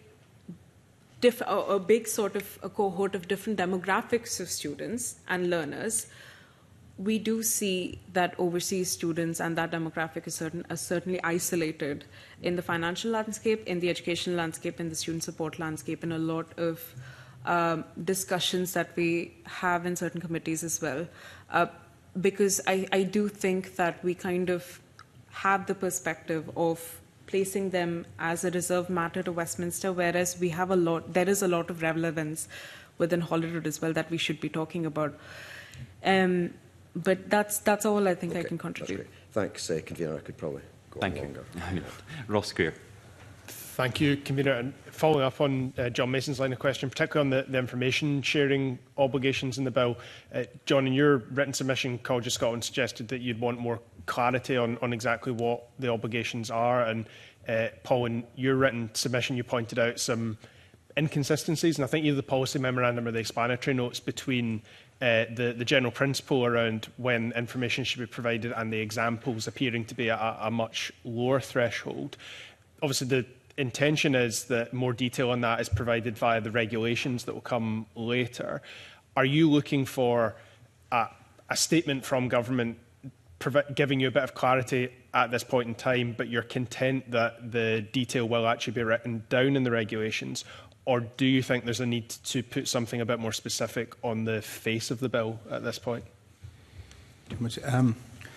Thanks very much. I think a bit of both, probably. I think some greater clarity on the face of the bill would be helpful. And you've picked on the obvious point that I can see what they're driving at, and I can understand sometime when legislation is being produced and policy memoranda, etc., things can be inconsistent. So I think there's something there that would help it. I think beyond that, I think regulations are appropriate, but I think it would be really helpful to get a clear statement from the Minister. I mean, I don't think there's anything in principle they're driving at that would have a problem with. I think the points Mr Fitzpatrick, Mr Mason made are really well taken points, and I know you yourself have been engaged. That sort of how institutions report their position and the ability of the Funding Council to act on that is really important, and that specific example around when they might intervene for a piece of work, what that is. I think the trigger threshold is particularly important. Again, there's a real risk if that trigger threshold is too low or inconsistent with the responsibility on, say, a principal as accountable officer. All you'll just get is an unmanageable workload, and the overused phrase, I guess, of you can't see the wood for the trees.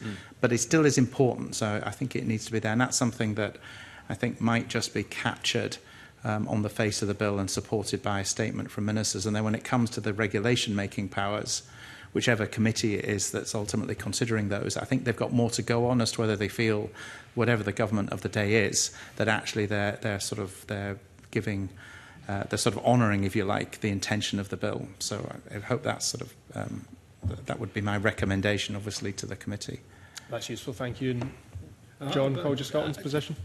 Completely support what Sir Paul has articulated. I think the only thing I would build on is these requirements must be on all organisations that are receiving funding from the SFC for student delivery. It is in the best interest of the students, regardless of whether they're studying in a college, university, private training provider, or anyone else who receives public finance, that the institution that they're studying is financially stable and is scrutinised. And I just would like to see in the bill a clear articulation that that level of scrutiny applies to all funded organisations, not just those that are actually named in the bill.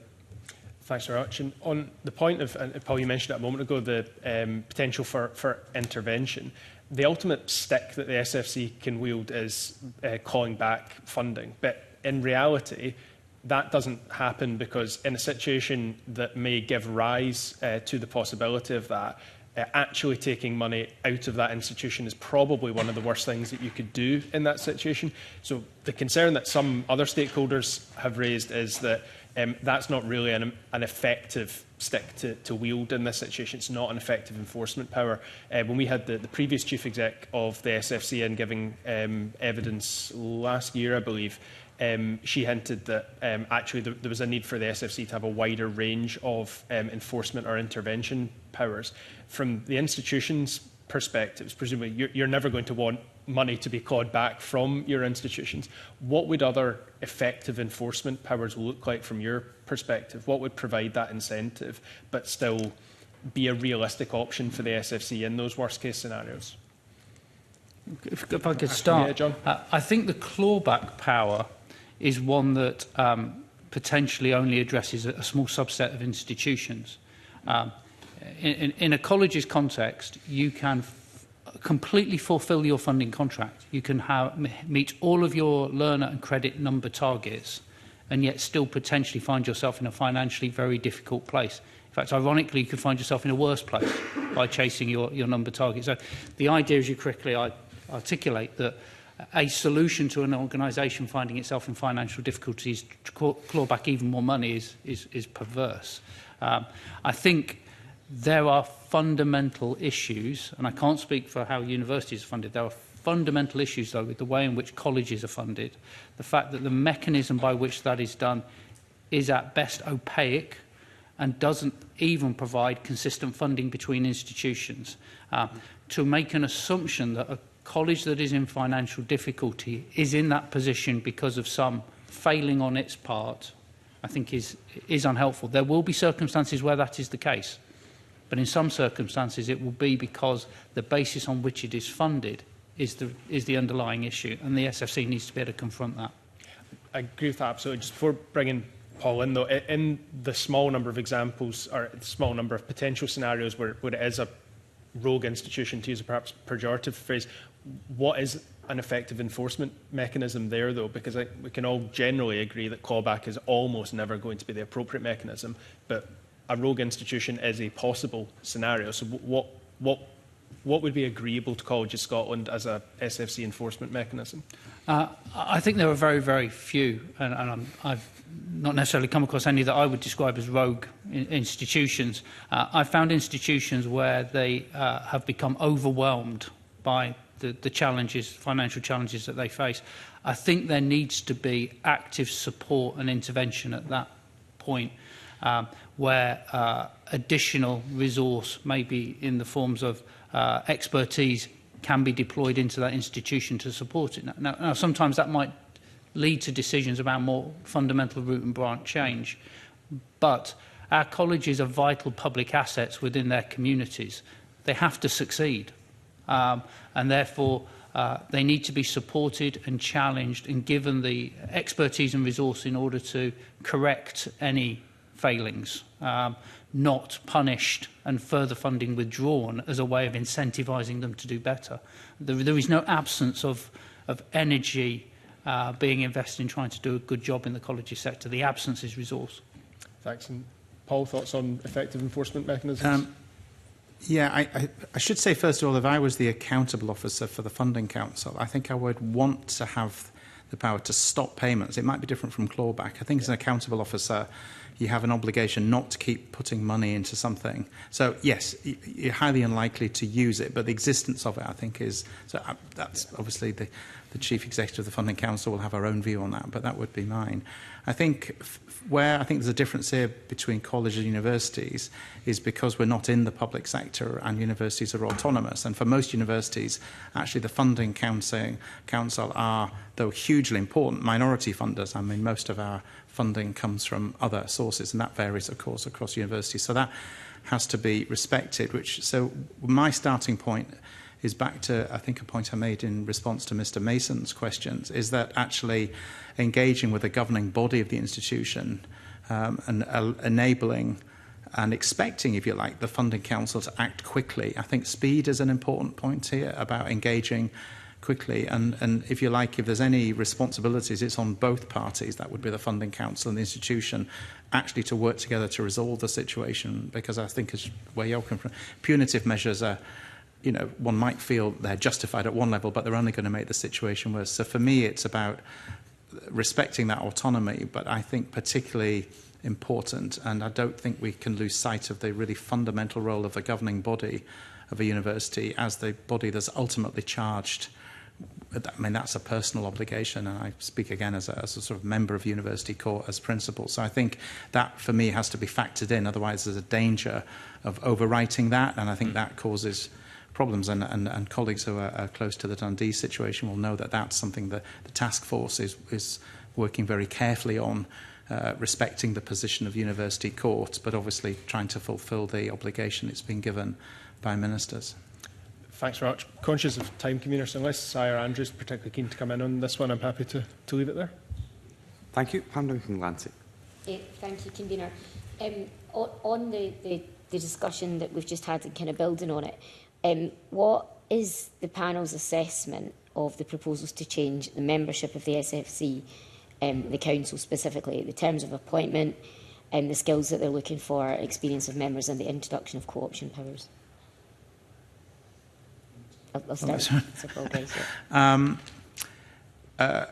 So University of Scotland has argued for the retention of the 8-year term limit. I think that's important. I think we would also argue that it's really, really important that you have current experience of university leadership on the SFC. I absolutely understand concerns over conflict of interest, but my view is that can be managed and is managed successfully by the SFC board. I think and when a lot of the theme of today's discussion is the new demands going to be placed on SFC and that fundamental question around whether those opportunities can be seized. And I think part of that is having probably a slightly bigger board to accommodate the expertise it's going to need around some of the SDS functions transferred.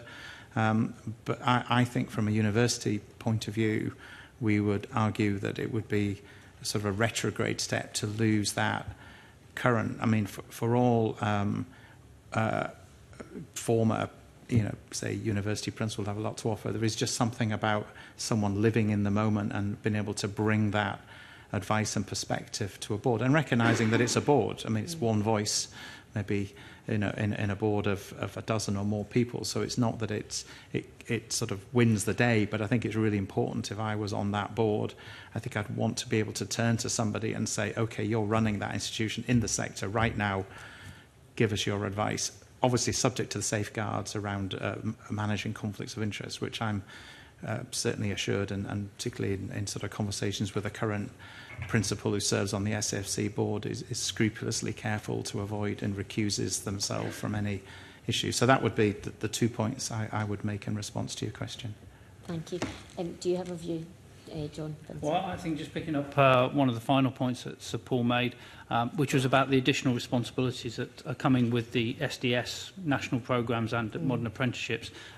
There are very particular challenges with that form of work, which I don't believe the current members of the board will be well cited on. I think it's important that the council, if it requires enlarging, that is done so, but there is a skill set that understands workplace learning, modern apprenticeships, employer-facing training. I'd also support, as Sir Paul made the point about university leadership, college leadership, and I'm pleased that at the moment the council does have former principal on there.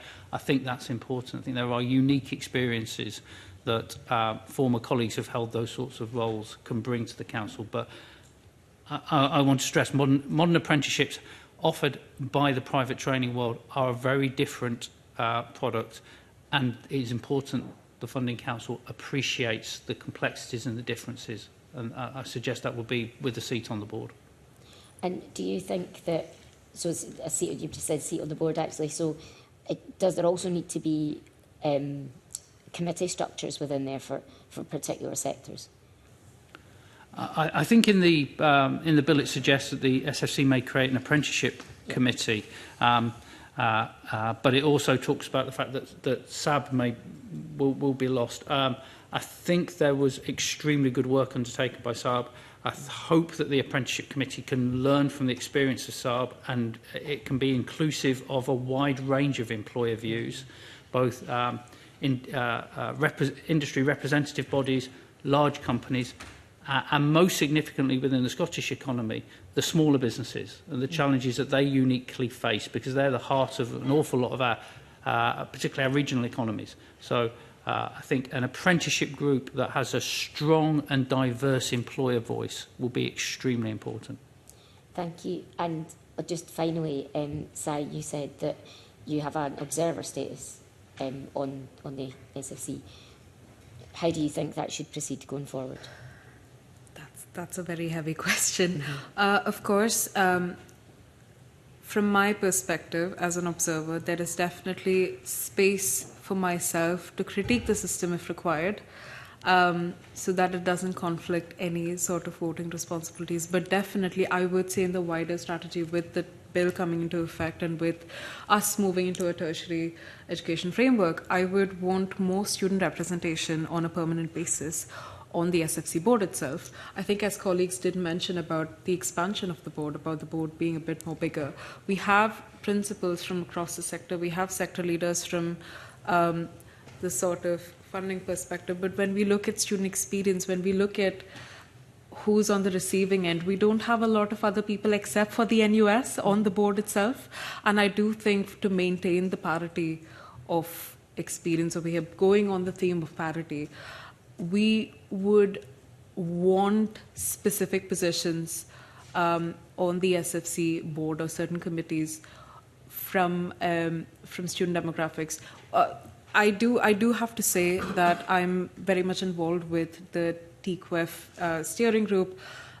Myself and a few other college principals and university principals, we do chair that group, and that is a very useful space. But that space also has only one sabbatical officer from one university.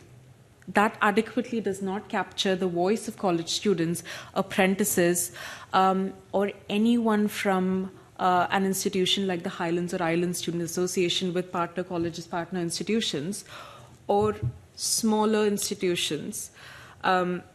Obviously, with John's point about the funding differences in different colleges as well, when we look at a college like City of Glasgow College, the funding landscape is completely different. The courses that they do offer is completely different as well. I mean, City of Glasgow College is the only college that has the nautical course, which does recruit students from an international background as well, which sets it apart. So the experience of students in those institutions versus the students in certain other institutions, probably in deprived regions, would be very different, and that doesn't reflect on the conversations that we have in these statutory committees at all.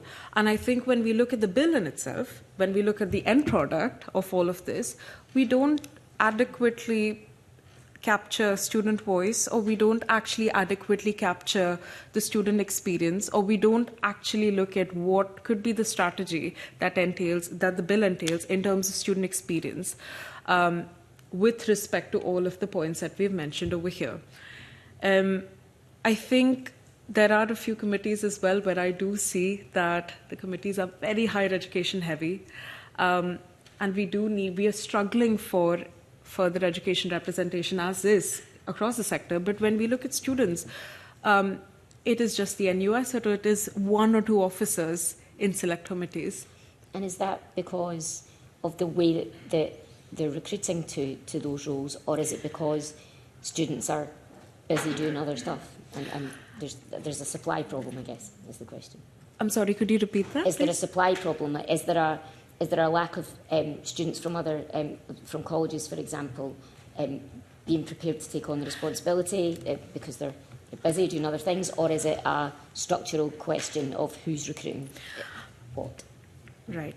I think when it comes to universities, probably there could be a supply problem, but I think there is a lack of information out there in the sector. When we talk about sabbatical officers, when we talk about officers, there is a lack of opportunity when we come to high-level committees that students are exposed to. When it comes to college officers, most college student associations are not independent like HE institutions.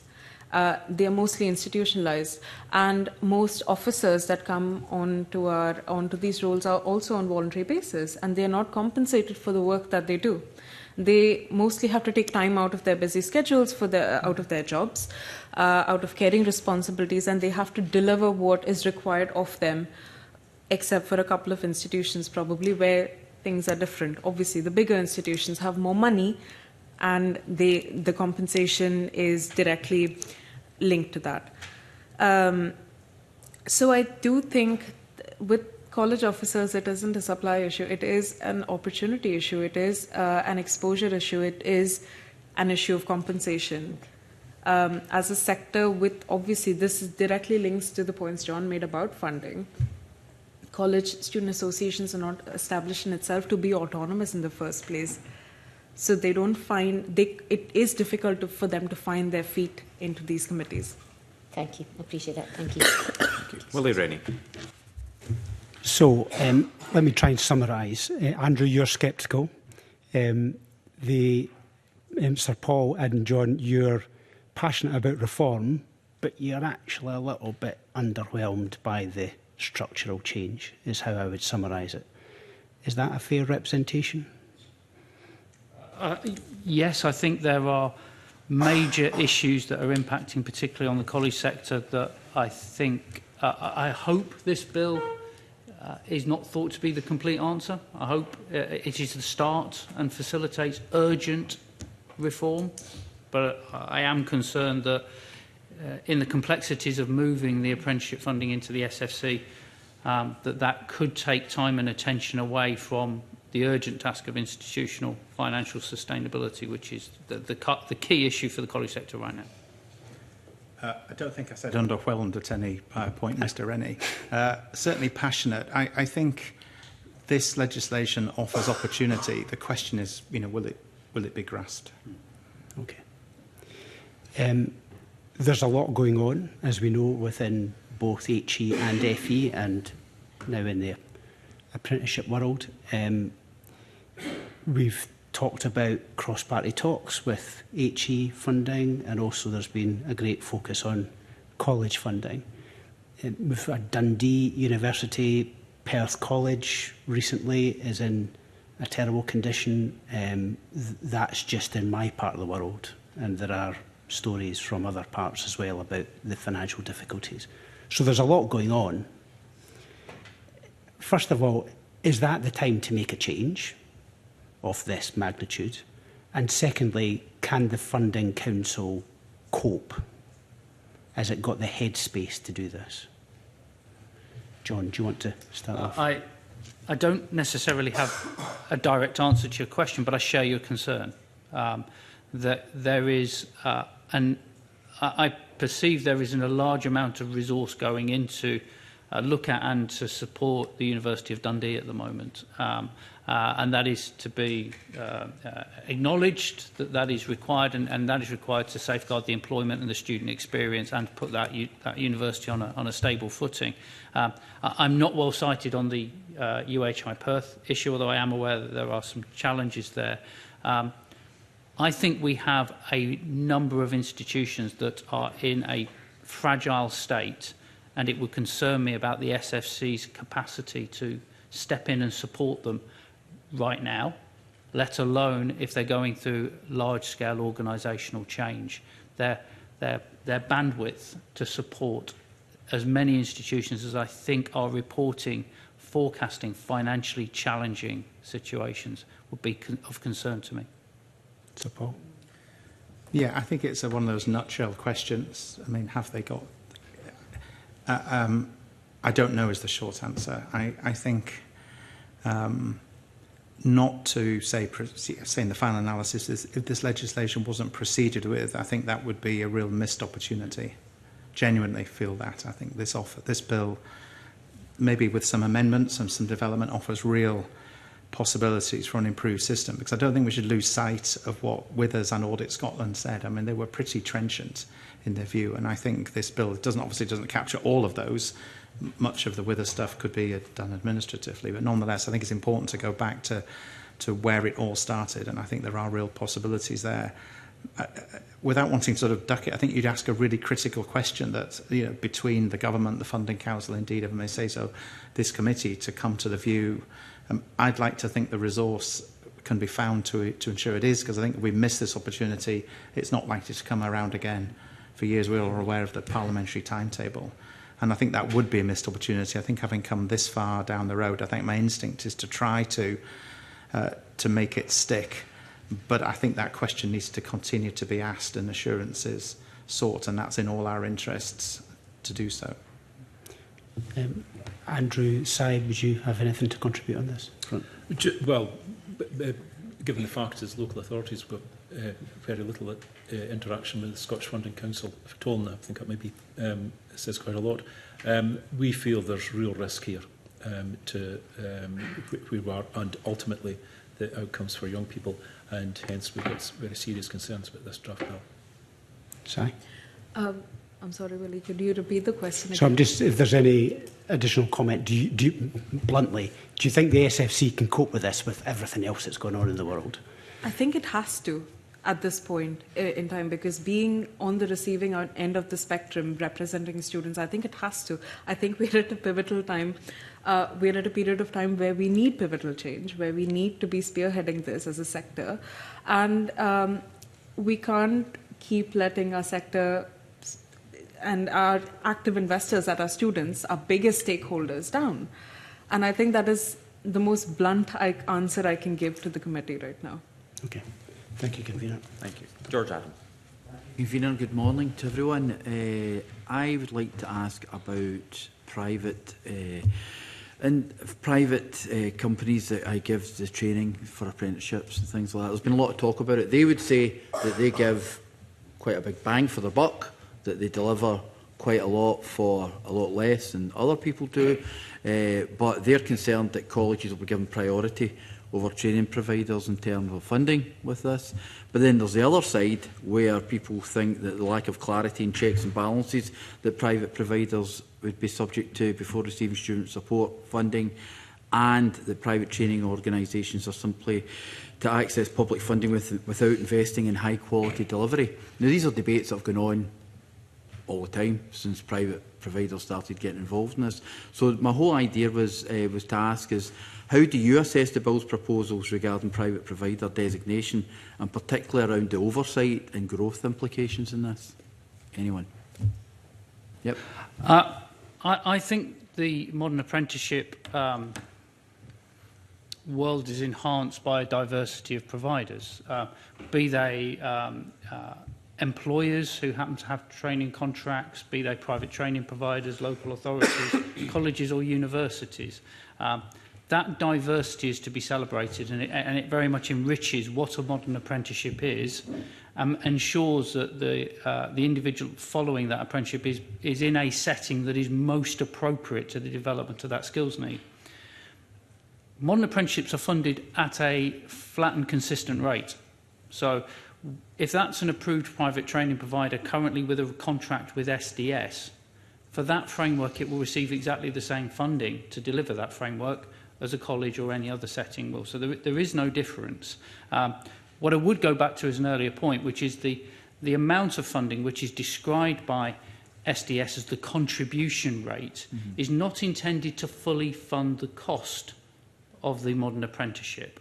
It is there to contribute towards the cost, and it is for the employer and the training provider, whether that's a private training provider, college or any other setting, to bridge that financial gap. I think what training providers hint at is that colleges are able to use other funds to help to bridge that gap in the funding model. Sometimes that's because through an employer contribution, employer is charged an additional fee. Sometimes that's the use of an SFC income, and private providers tend to rely more heavily on charging employers a fee to supplement that. And some employers will pay that freely, and some employers will find that very, very challenging. That might limit their ability to engage with the project, with the programme. I think what I would add, though, is that the private training world is a very complicated one, and it's not just direct deliverers, but we have a system whereby industry bodies operate roles like managing agents on behalf of groups of largely SME companies, and they act as an intermediary with an SDS contract, of which they then subcontract some of that work back into the college's world. I've had extensive involvement in looking at the roles of managing agents, and they add tremendous value to the quality of the programme that modern apprenticeships receive. But I don't think SDS has historically given them the scrutiny as to whether the financial model that exists around managing agents is best value for the public investment. So, John, this is some of the evidence that we've already received, is the fact that the lack of scrutiny at that level is the problem, whereas a public, well, I was trying to say college is a public body because that's opening another can of worms, but a publicly funded organisation like yourself, there's more kind of scrutiny there with the delivery as well.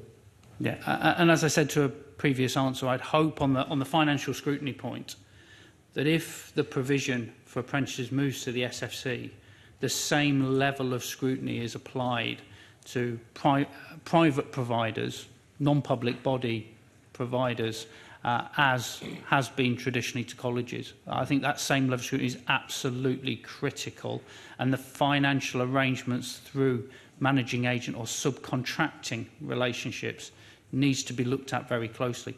It is, in my opinion, and I hope the committee's, absolutely essential that every pound of Scottish Government money finds its way to the direct delivery to students and to improve the students' learning experience. And any resource that goes into additional back office costs must be minimised. I worry that in subcontracting type relationships, there are not tight enough controls to ensure that money finds its way to the provision of the service directly for the modern apprentice. You've just moved forward there, Andrew. You want to say something? Yeah. In terms of our delivery, which is quite an extensive programme, over 60% of our delivery is actually through private providers one way or another, and that would actually include colleges who we subcontract for their expertise.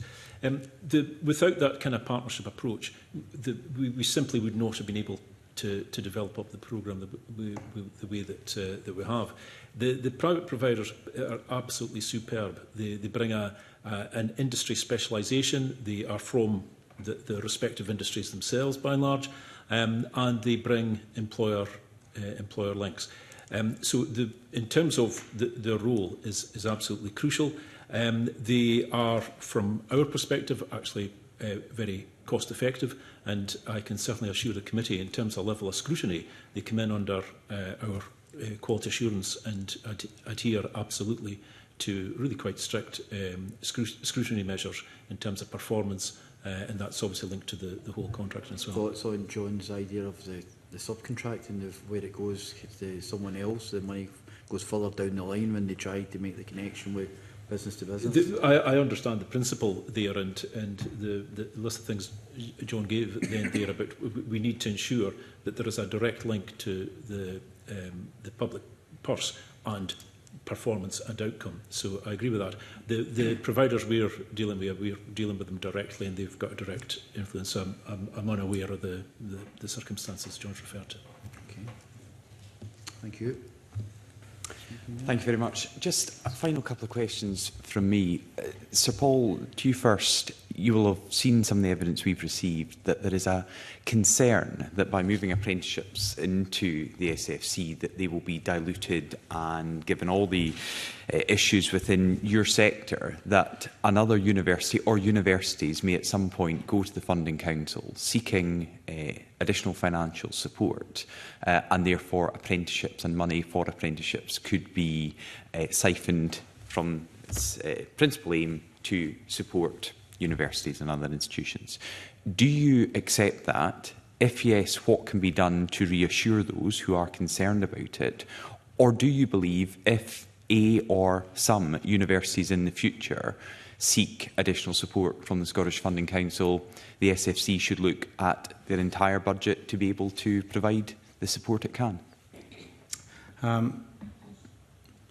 Two things I would say in response to that. I think if, as in the case of Dundee, and I hope it continues to be the case, I think the government has to find the resources from outside the current SFC envelope. I think it would be...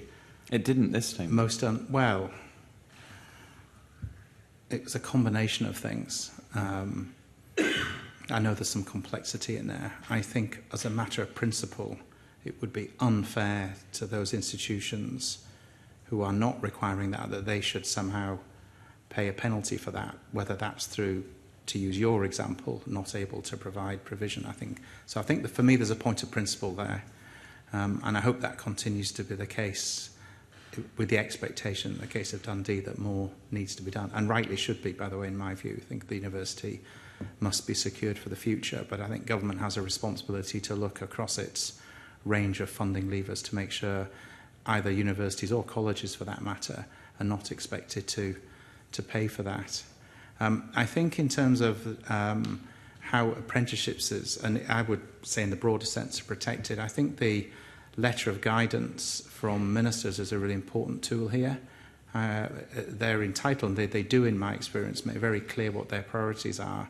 And again, in my experience, that guidance is rightly given a very high degree of importance, convener. So I think that's an important, whatever the potential future for another university or college, for that matter, that gets into difficulty, I think that letter of guidance is a very important tool to give effect to the desires of not just the government, but I would imagine the committee, that actually we're going to do this and they're actually protected. Although a letter of guidance is not absolute, it always provides some exceptional circumstances, and the examples we've just discussed are pretty exceptional circumstances. Yeah. Well, I think you can look at it two ways. So that the letter of guidance will tend to be at that, what are your priorities? So I think that's an effective tool. It can be an effective tool. I think you're right, though, to raise the question, how, and I mean, I hope there's an opportunity, once Dundee has been stabilised and its future secured, for us all to reflect on the lessons learned from that. And I think you speak to a really important, bigger point. I hope it never happens again, of course, but I think it would be prudent to reflect on what we've learned from the process and consider there is the straight financial, but there are lots of other issues I think it's been raised about, I mean, how we support and sustain any institution which is finding itself in stress. And I think it also comes back to some of the important points raised earlier by the committee about how quickly and how effectively the Funding Council in particular understands that a university is in stress, and if so, what is done about it. So I think there's a lot of upstream things, I think, which I suspect we can learn afterwards. And then finally, to both yourself and John, we had a discussion last week about the delay to the publication of the University and Colleges Financial Sustainability Reports. What's your view as representatives of colleges and universities? That was due in January. You've not seen it, we've not seen it. Should it be published immediately if all the available information is now there, or should we wait until September? Well, I think, if I may say, we share the frustration that it's not being published yet. I think we understand why. I think having put on record that frustration, I think my instinct would be on the understanding that the September deadline would allow a more meaningful report. I think my instinct is, notwithstanding that frustration, to give them the chance to make a more meaningful. My understanding is that would allow them to put more useful data into it. So I think, on balance, we would be prepared to wait for a meaningful report in September, though obviously we have been frustrated. I think it's more the lack of communication. It's just, I think we understand in life things go off beam and need to be adjusted. And I think there has been some work. I think the frustration is just not knowing. I think it's been helpful that the committee's flushed that out. But I think from where we are now... Yeah, a 9-month delay is quite off beam. Indeed it is. No, I mean, I think I would be reflecting the sector's frustration, both at the delay and the lack of communication. I think from where we are now, I think unless they can provide a meaningful report, which my understanding is that they say they can provide a more meaningful report in September, I think on balance I'd be inclined to give them the chance to do that, convener, but obviously the committee may wish to press for something earlier than that. And if it can be done meaningfully, then obviously we would welcome that.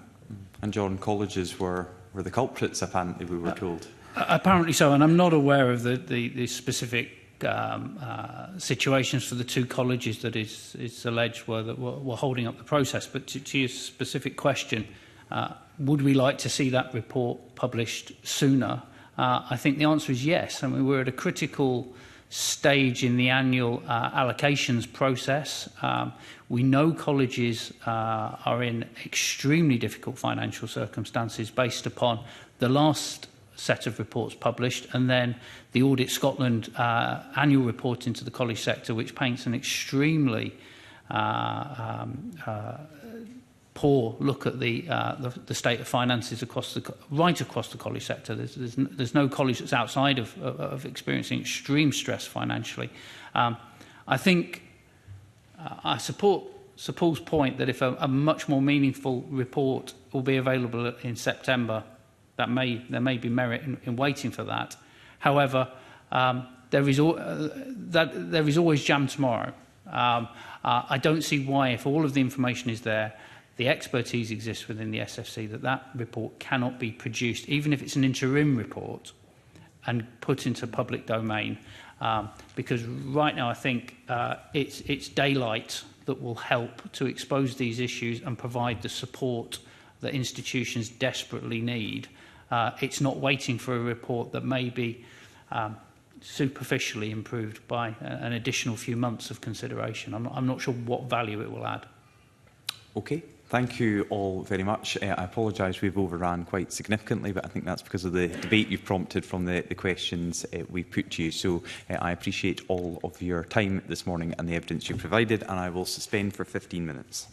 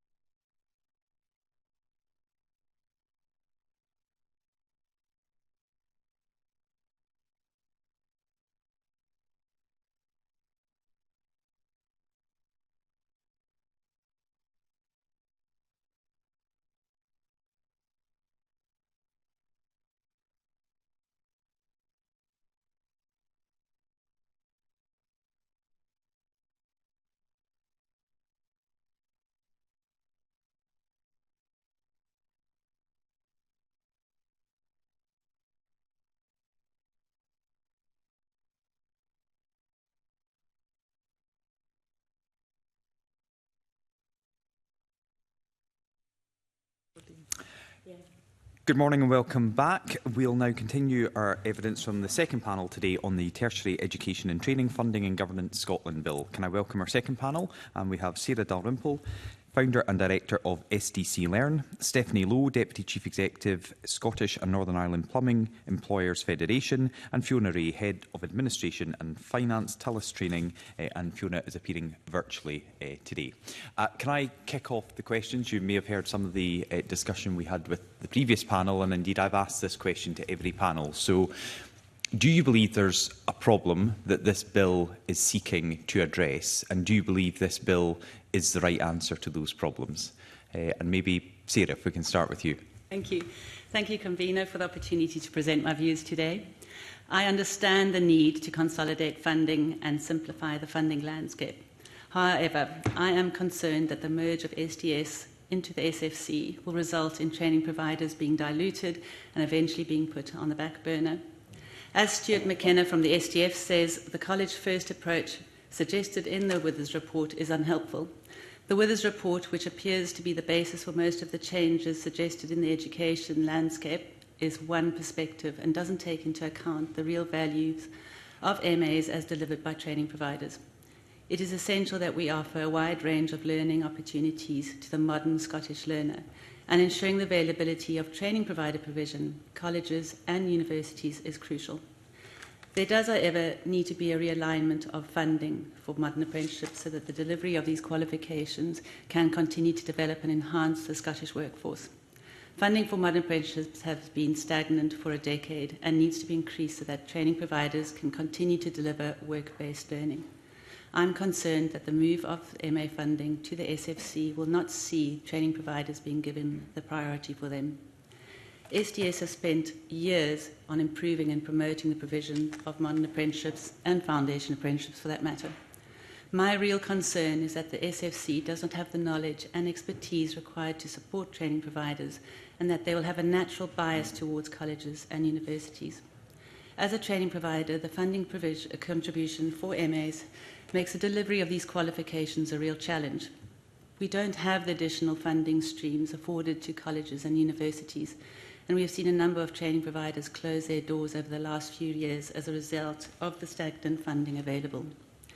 SDC Learn has started asking for employer contributions and top-ups to be able to continue an effective and efficient delivery, and this is another challenge. The OECD speak of the importance and value of a mixed economy of learning options and delivery processes. A variety of options are essential to meet the needs and demands of the modern Scottish learner and employer. We are in a progressive age. We need to be supporting the economic growth and development of the Scottish economy, which is directly linked to modern apprenticeships and their real value to the economy. So in summary, my main concerns with the bill is the merge of SDS into SFC and the potential diluting of funds for the training provider provision, and a priority or college-first approach as outlined in the Withers report. I'm concerned that the SFC will not have the required knowledge and expertise required to support the training providers delivering modern apprenticeships. And finally, I'm concerned about the funding allocation, the stagnant funding contributions, which have not seen an increase in a decade. I'll come back to a few of those points, but let's hear from the others. Stephanie. For once, I'm going to be a lot shorter. Okay, I guess it'd be important to say to you that I'm representing the plumbing and heating industry in Scotland today, and the majority of businesses out there are micro businesses for plumbing and heating. They represent a huge chunk, 80%, I would say. And these are the companies who predominantly employ apprentices. It's not large companies within plumbing and heating, it's small micro businesses. And I guess, you're asking, will this bill sort everything out within apprenticeships? Absolutely not. This is a drop in the ocean. At the end of the day, why are we here? I know that I listened to last week, and I'll try not to bore you to death. I've written loads of notes. I would love to speak to you all. Should this happen before now? Why is this happening now? Because there's not enough money in the system. That's it. That's all I see it as. You've mentioned it just now, Sarah. We've not, the money that we've received, we haven't received an income increase for over 8 years. We're still trying to sustain the provision of the apprenticeship, although we are making more and more cuts to our staffing, cuts to our provision, everything that I can possibly cut back on, I am doing. On top of that, I guess what this bill doesn't address is that, because this would be remiss of me not to mention this, and I think that, Willie, you mentioned this a couple of times, so the employers out there, we won't have apprenticeships if they are not employing people. And I feel as if there's a wee bit of a disjoint perception of that sometimes when we talk about the apprenticeship. You know, so for us, we're employing somebody, a young person, and you were going on about, sorry, so my notes, I breathe and live on this all the time. So Pam, you had mentioned that there was 84,000 young people that are unemployed or not at college. Well, we have a 4-year apprenticeship for these people, and we have a career for them at the completion of that. But we are finding more and more, because there's so little funds for apprenticeships within our society in Scotland, our micro businesses can't afford to continue to support this.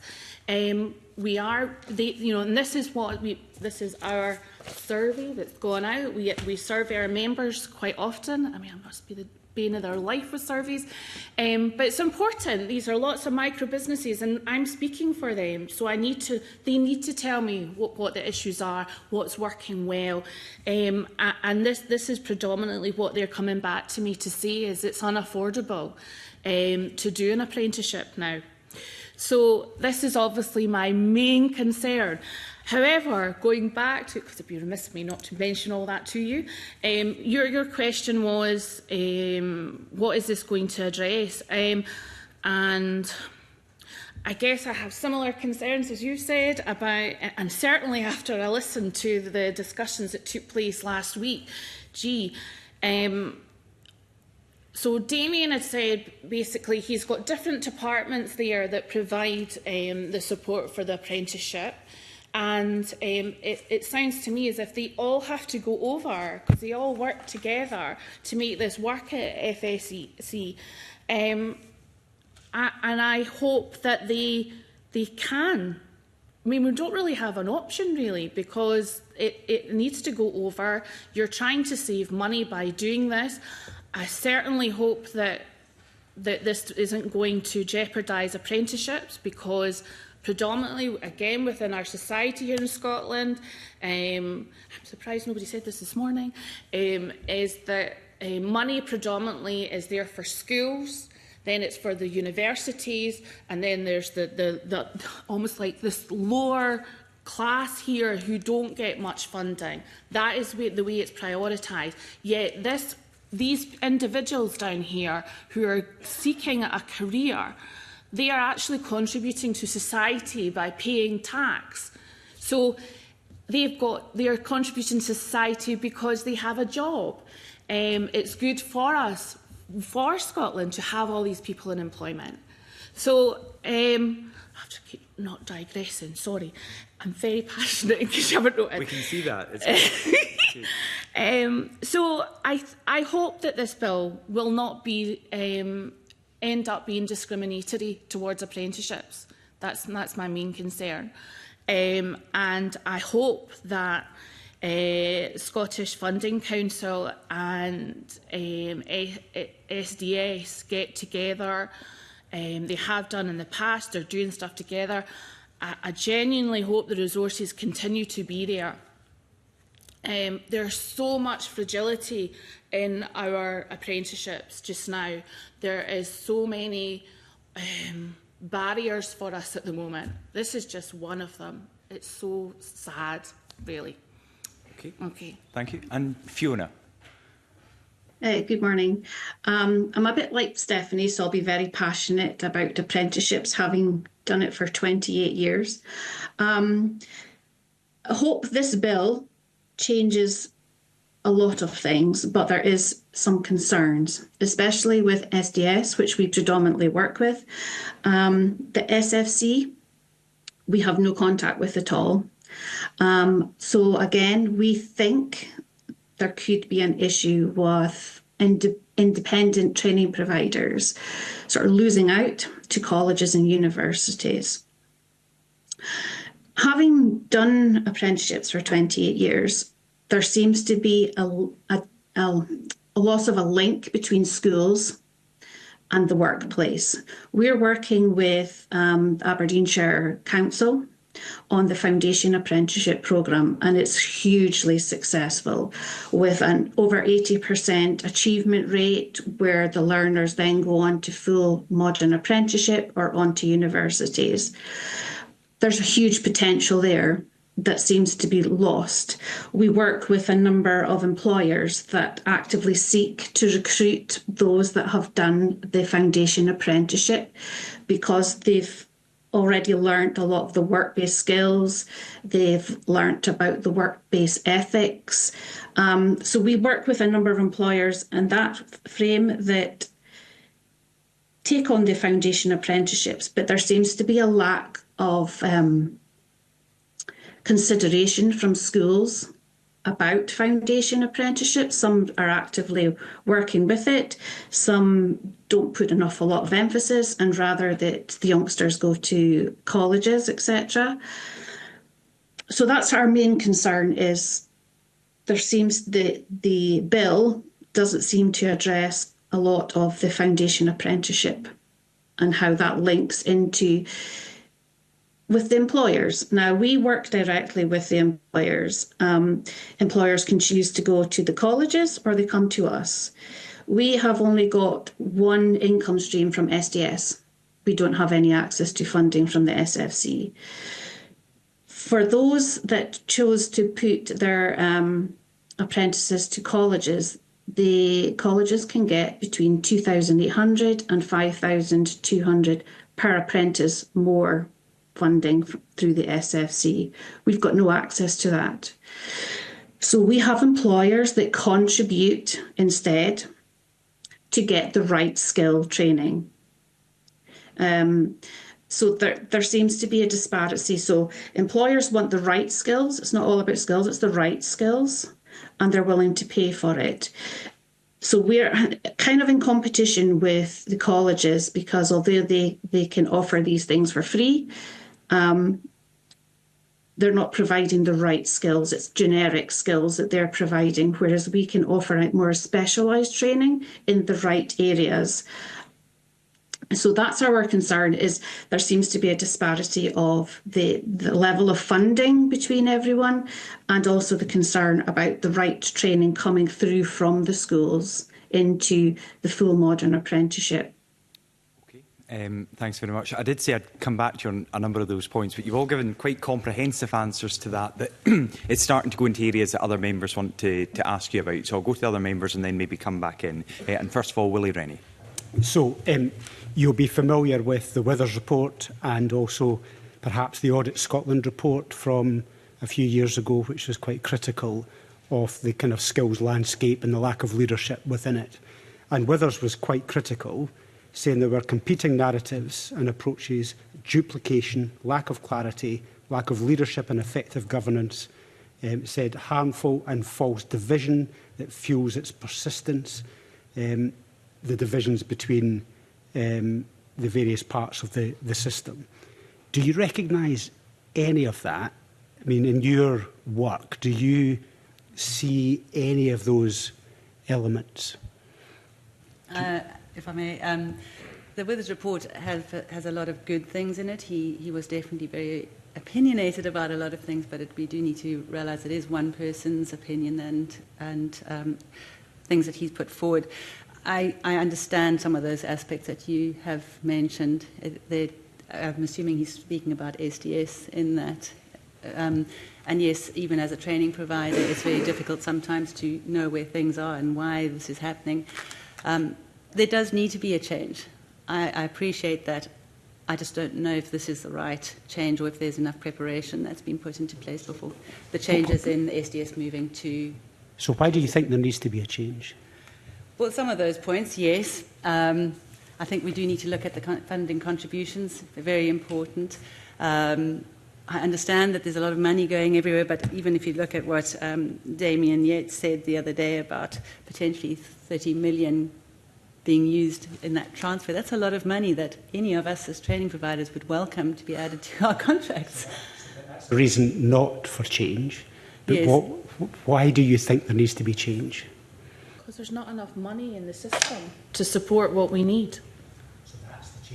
It's not structural change you're looking for, it's financial We change. have a brilliant relationship. Oh, I have to say that we have a brilliant relationship with everybody. But we do, you know, yeah, you were quite critical of SDS, and I was trying to think of things where, you know, I can be too. But because I'm very outspoken, I'll ask directly, why are you asking us for this? And it's come from HMRC. And I go, okay, I understand that. It's really frustrating that we have to do these certain things. But now that I had that knowledge of why you're doing that, we're using public money. We need to be accountable for it. It's pain having to do half the stuff, but it's necessary. It's taxpayers' money. But the colleges don't have enough money. We don't have enough money. But we want to provide apprenticeships. And we want them to be what employers need the training to be. I guess, and again, I'll bang on again, the apprenticeship for us, for plumbing and heating, at the college represents 14% of the time that an employer is paying the apprentices' wages for. The other percentage is in the workplace, on the job, getting the, you know, on the tools, getting the real life situation. But they're both invaluable, but they're both underfunded. That is the issue that we have in society here in Scotland. We're so passionate about education.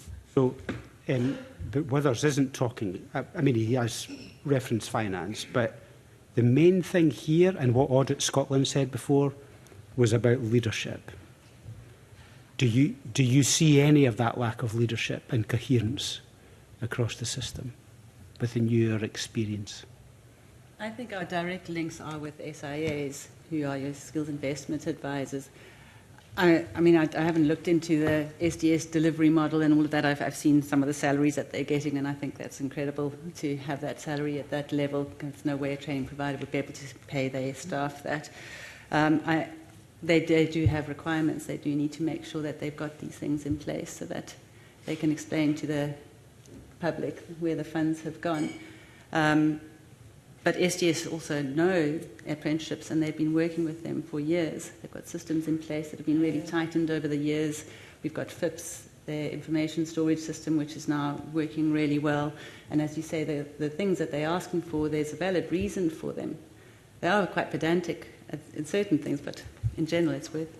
So, Fiona, do you want to, what's your reflections? Do you recognise that lack of leadership? I would probably say so, but as a training provider, our direct contact would be with the SIA, who are totally invaluable, and there are direct links. But I'm probably aware that higher up the ladder, that there's probably, lots of divisions up there that never comes down to our level. It's probably become very bureaucratic. So probably there could be some savings in there. But as I say, from our level, it's just the SIA. So, that would be one thing, moving to the SFC, that could be lost because the SIAs have got all the information from years about how apprenticeships work. And that would be one thing that we would be concerned about, is being lost. But I don't dispute that probably higher up the level in SDS, that there's probably some bureaucratic things that that could be changed. I mean, it is important how you experience it. I mean, you're not irrelevant in the system, so I think the fact that you're saying that you don't see that lack of leadership at your level. I see that, and I'm different to you, Fiona. And I guess it's just because I SNPF volunteer relentlessly to lots of Scottish Government. So SDS ask us to come to be on boards to help. We've got the Transition Accord. We've put loads of resources into this. So I guess I will have communication with different staff, not just the SIAs. I do have that communication avenue for different people in SDS. And quite frankly, I mean, I guess I've just said that just now. When I'm questioning something that I don't think is okay that staff are, are having to carry out, what's the reason behind this? I'll just ask. Okay. And I get answers. That's fine. And just to be clear, I'm just presenting evidence. I'm not really criticising SDS. I'm just presenting the reports that are out, and that's 2 substantial reports, and there's been lots of other commentary, so it's not insignificant. But thank you very much for your answers. Jackie Dunbar. Thank you. Good morning. As I said to the first panel, the policy intention is to consolidate the funding of apprenticeships with further and higher education to simplify the skills landscape. And as you heard, the committee's heard concerns that it might mean that apprenticeships are offered less priority given their relatively small share of the skills and education funding. I'm keen to hear your views on it, or if you'd like to expand further on what you've previously said. I guess I'd question, is it to simplify the skills landscape? I'm being brutal. I think it's to save money. That's it. I think it works well, our relationship with SDS. We don't have the same, we don't, again, because I'm quite out there, I have met with the Scottish Funding Council to question different processes that are out there and why that is the case, because I care about the colleges too. So, and there's been times in the past when I've tried to be quite vocal about trying to give the colleges more money. So that's really been my only avenue with them. They're not used to speaking to employers directly. So is your view then that you don't want to see it consolidated, you want it kept as is, or what is your view? Because I'm hearing that you're saying it's about funding, but I'd like to know what, if it's going to go ahead, would you be for it or against it? But, do you feel it works the way it is, as is right now? I'm being really open. Unfortunately, I'm so open always that I probably shouldn't be. If there was more funding just now for the colleges and for the managing agents, then keep it as it is. But because you don't have enough money as a society for what we need, this is why I see the government are saying, let's pull everything together. The money will be more accountable. So at the moment, colleges get double funding for apprenticeships, and this is what Fiona was talking about. She doesn't, as a private sector, they only get funding from SDS. They won't get the funding from Scottish Funding Council, and that's what causes them issues. Although they're still able to survive, they're superstars, obviously. But I think that. The other thing that I think, is it the case, which I have fed into Scottish, the Further Education Department already, I have explained that if this meant that the computer systems were all the one computer system, for example, surely that's going to save you a lot of money, because we have to input information to a lot of, so there's the SQA, there's the FIPS, there's lots of databases out there that could be brought together as one. Yeah, but I know that's a big, massive thing to do, and that will cost you £40 million as well to try and get that resolved. But I think in the long run, that's going to save money. But that's not what this bill is saying. I don't know that, what cost savings will it do. I hope so. Okay, Fiona, can I come to you next, and then I'll come to Sarah? Yes, that's fine. I hope that this change of SDS going to SFC results in equality between the colleges being able to get the same funding as we do for delivering the same thing, basically. If that's not going to happen, then I would rather it just stayed the same. But for me, if it going together, it creates equality and equal playing field so that employers can choose where they want to go. for me, that would be it. You know, we have employers. So already I've mentioned, you know, the colleges get between 2,800 and 5,200 per apprentice more than what we do. And we're just grateful that a lot of our employers are willing to meet that shortfall to get the correct training that they require for their apprentices. And that's what it's about, basically. And it is a struggle for us being independent to survive. And if it wasn't for these employers understanding that the correct training is more important, then, you know, we wouldn't be here. Okay. Sarah? As I said at the beginning, there is a potential for this to work. There really is. However, I'm really concerned about SFC, who have always funded colleges and universities, and then having us as training providers coming in, and whether we will be diluted when the funding comes. I know they say they've got pockets of money for the different areas, but we are small compared to the rest. They will very easily push us to one side and onto the back burner if things are difficult. I'm also worried about the funding contributions during this change and what's going to happen to the learners who are on the system. So I think there probably needs to be a bit more thinking made.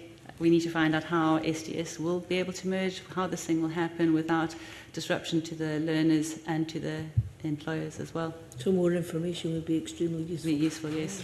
And I also asked earlier about the cost of changes to the apprenticeship delivery as proposed in the bill we heard last week, some figures. I'd ask on your comments on this. Do you think it's going to cost a huge amount, and why do you think it's going to cost a huge amount? Well, 2p does cost. I guess that's what it comes down to at the end. It is expensive. So that's my background, so I know that side of things. But it's, I guess, the powers that be, if they're collectively saying that this is going to help financially, I don't really know what option there is. I think a lot of the costs are going to pension transfers and getting staff who are on lower level contracts out, and just making sure that everything's in place. But there's also somebody made a point. I can't remember who it was because I've got 40 million notes here, but it was a good point, and it was that's my measuring scale all the time, Willie. That there's. It's not just, so for us, sometimes we do the day job, and then when I ask staff, can you do this, and can you do, well, let's do this project, this is a brilliant idea, and we can have all the ideas that in the world that would be really good for our industry, but staff have to also do the day job as well as the project, so that's additional resources. So when you move staff over, they'll have their day jobs to do, but there needs to be time and resources to be able to do that project work. I don't know if I'm wording it the right way. Do you know what I mean? I mean, it takes more time and resources to do the transition. So that in itself will be expensive as well. I think that, sorry, I'm just like making sure I say all my bits here. The other thing that so Fiona was talking about equality. Well, you've mentioned this before as well. And I guess it's just, Fiona's talking very much about equality in the bill for private sector and public sector. I guess I should add as well that if private sector are then going to be able to access the same funding that the colleges receive just now from the Scottish Funding Council, that will be an additional cost too.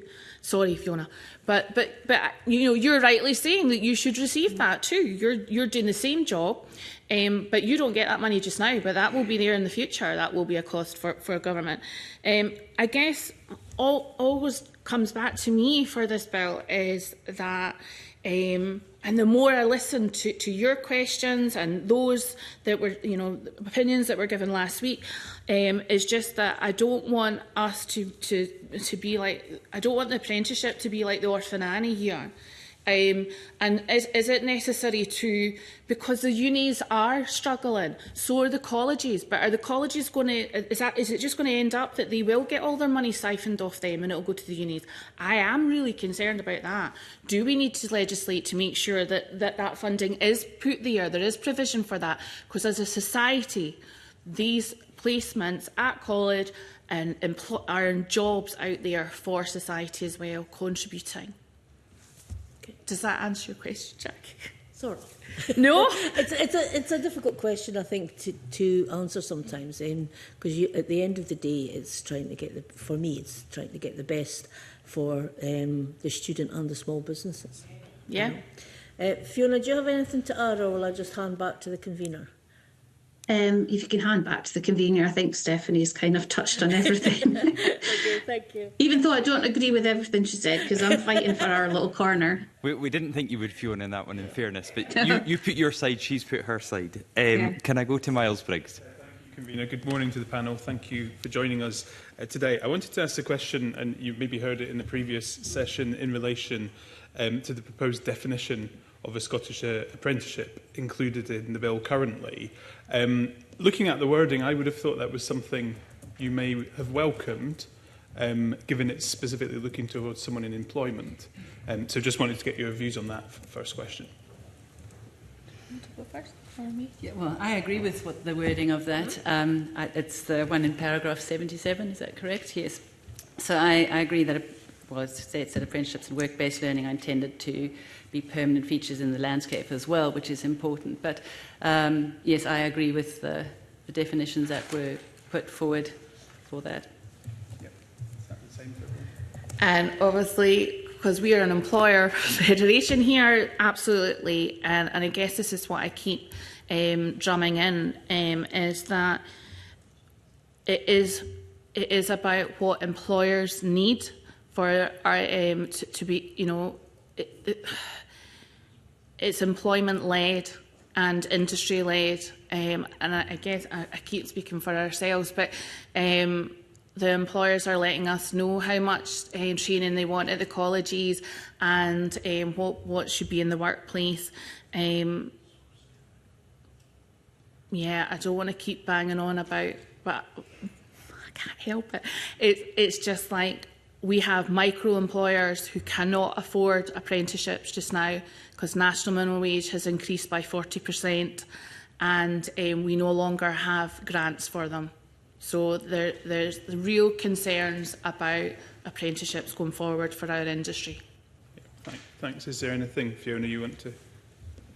I just want to go on about like the foundation apprenticeships. You know, I know that in the new bill, they're speaking about paid work, but, you know, I'm a strong advocate for the foundation apprenticeship, and that begins in the schools.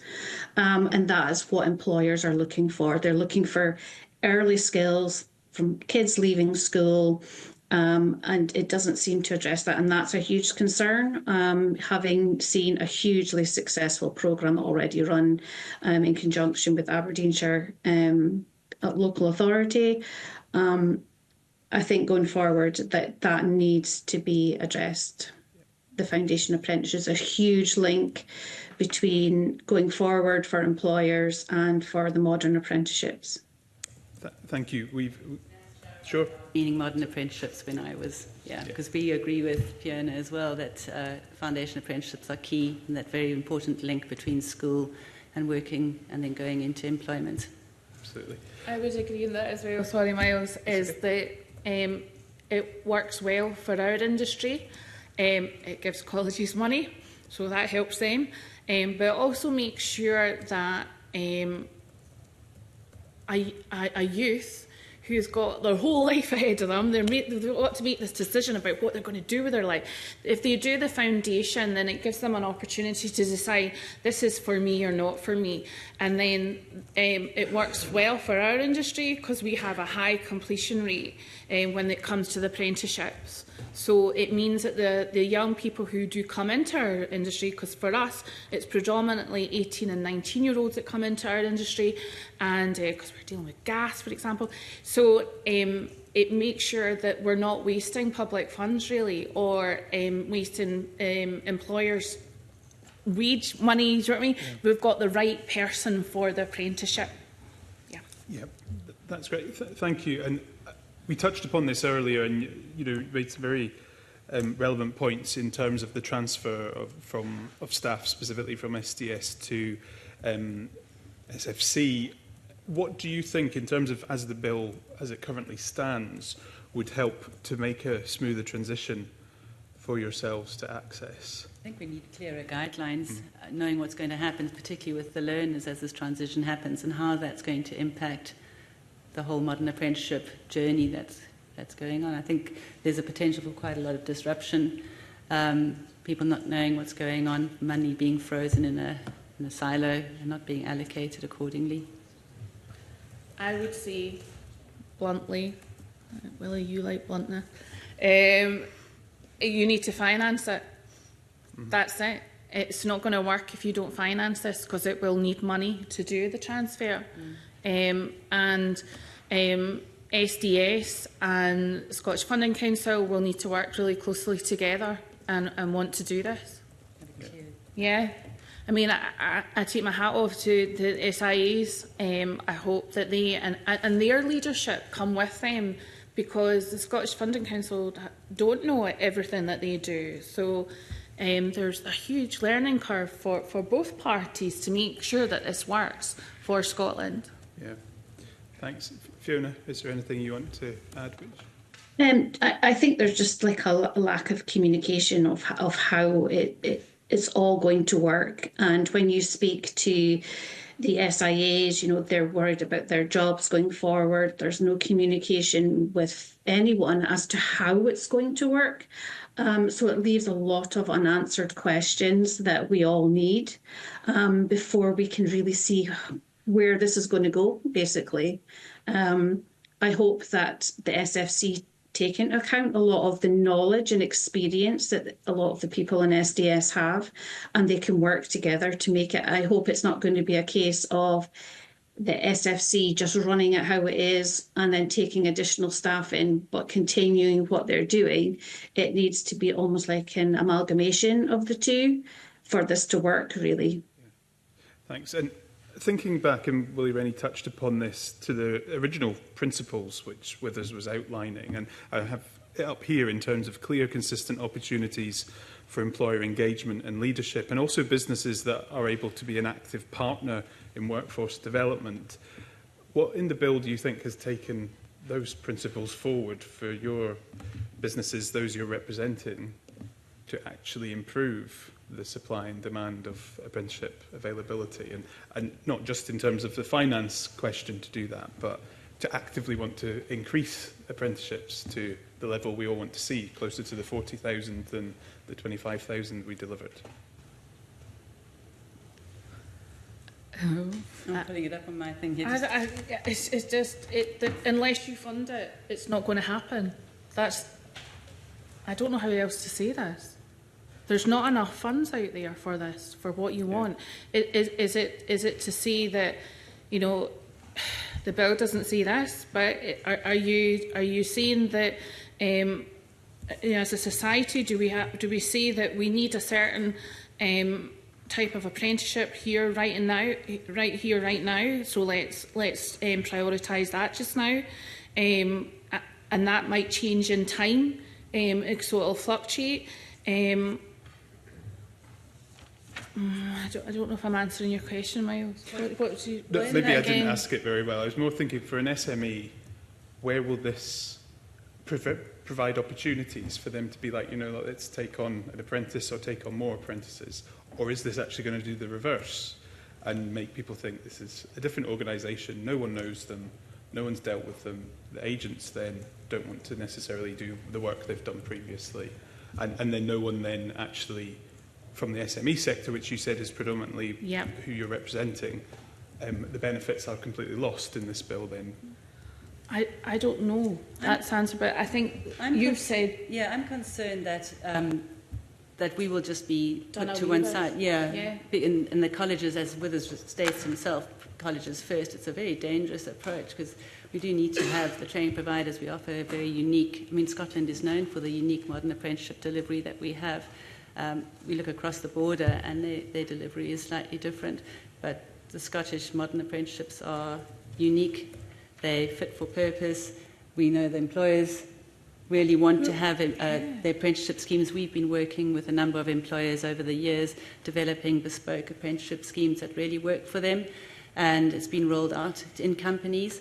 We work with foundation apprenticeships in Dumfries and Galloway, and year on year, the number of youngsters coming forward for foundation apprenticeships has increased. So my concern with moving everything into one bundle, I understand we're trying to cut costs and that kind of thing, but I'm worried that the cutting of the costs will eventually see private training providers put to one side, and then the colleges and universities being the prime delivery organisations.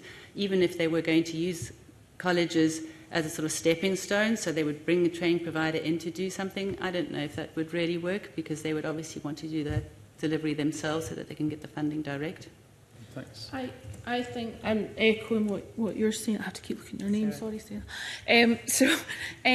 I think my concern is echoing what Sarah's saying. If we get binned as a cost cutting exercise, then certainly for our industry it would be catastrophic. Because we are representing hundreds of employers out there. Because they are micro businesses. So at the moment we have 500 employers who take on apprentices for plumbing and heating.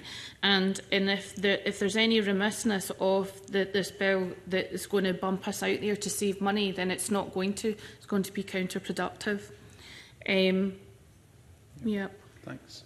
Fiona, is there anything you want to add before? Yeah. Being an independent training provider, and there's over 130 in Scotland, I think our concern would be, as Sarah and Stephanie have said, that we're kind of washed aside, which leaves a problem of employers having reduced choice. Yeah, basically, it comes down to choice. You lose the independent training provider, the only option will be for colleges for modern apprenticeships. Now, majority of the employers that put their apprentices to us like the flexibility that we offer, the individual tailored programs. You know, we have no affiliation to a college whatsoever. Our employers want us to deliver in-house every part of the framework, whether it's NC, HNC, the AXGAS or emerging technologies, we can deliver in-house every part, which gives the employers the freedom to choose the elements for their modern apprenticeship. So they have the right qualifications to match the right skills. If you lose the individual training provider, employers will have very little choice unless they send them to a college where they do a generic modern apprenticeship.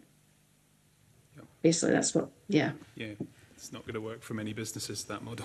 No. Happy to hand back to you, Convener. Thanks for your contribution. Thanks. Thank you. Just before I go to Bill Kidd, given everything you've just said there, are employers aware of this bill? Are they raising concerns with you? Are they waiting to see the final shape of the bill and if it becomes law? What's the awareness at the moment out there of what we're discussing here today? Or does a lot of the onus on you as representatives to do the kind of heavy lifting now, and then employers will just deal with whatever they have to deal with? So we work really closely with our employers and communicate our concerns with them. The major concern at the moment is the funding contribution. And these apprenticeship schemes that we are rolling out with a wide range of hospitality establishments, we're having to ask for top-ups, and they're asking why we have to ask for top-ups when there's a levy fund that they're putting money into as well. So there are real problems and concerns with that, because we are bound to the funding contributions that we get from SDS, and we can't run some of the programs, particularly ones that are over the 16 to 19 age group, which is a problem. I mean, I understand why we are putting the money into the younger age groups, but modern apprenticeships are work-based qualifications, and you're getting these qualifications for people to reskill, upskill, they change direction, and it should be available to everyone. I'm sure you know in England they've just recently suggested changing that and focusing their energies on the 16 to 19-year-old age group as well, and that's causing quite a concern. So, yeah. I would say that I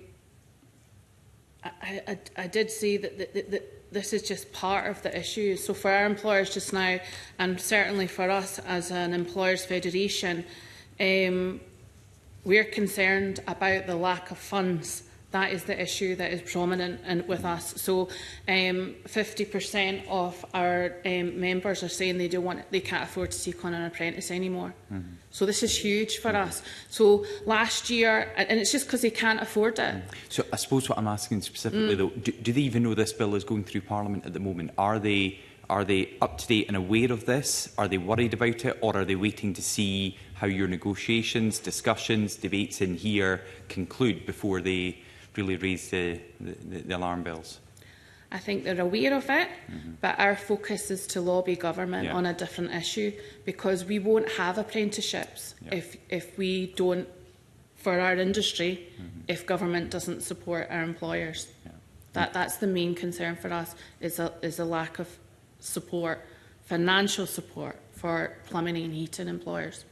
And Fiona, your employers, their awareness of this particular bill and what it could mean for them? For the majority, they're not really interested. They just want to get their apprentices trained, basically, at the cheapest cost to them. So for most of them, it's usually about funding. For a majority of them, they're not really interested. They just want people to train and youngsters to basically come forward. There seems to be a bit of difficulty this year in actually trying to recruit apprentices. The schools haven't, there's universities, colleges, but for many schools they don't advocate the third option, which is apprenticeships. So we have a lot of employers this year that are struggling to actively recruit because, the schools aren't really promoting it that well. Yeah, so we've heard the opposite, certainly in previous years, that actually there's demand far outstrips supply in terms of apprenticeships, but you're saying that's changed now? In some sectors, yes. Sometimes for some of them, like business administration, plumbing even, that there's not an awful lot of people interested in that and not aware that these options are available to them. So in some cases, yes. Yeah, and that goes back to the schools not doing enough to promote that as an option. Yes. Yep. Yeah, and we try to actively, so we work with a number of schools in the, Aberdeen City and the Shire, going in, promoting it, and that's been really successful. And so for many of them, they're coming from that route. But we do have a lot of employers saying that they're advertising and they're not getting any youngsters to come and actually apply for the jobs. Or if they are, that 50% of them don't turn up for the interviews.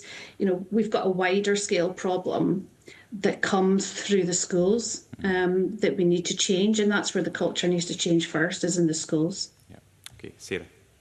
I think the schools could really do with some support in that line, because I've been trying to promote foundation apprenticeships and modern apprenticeships at various school career events.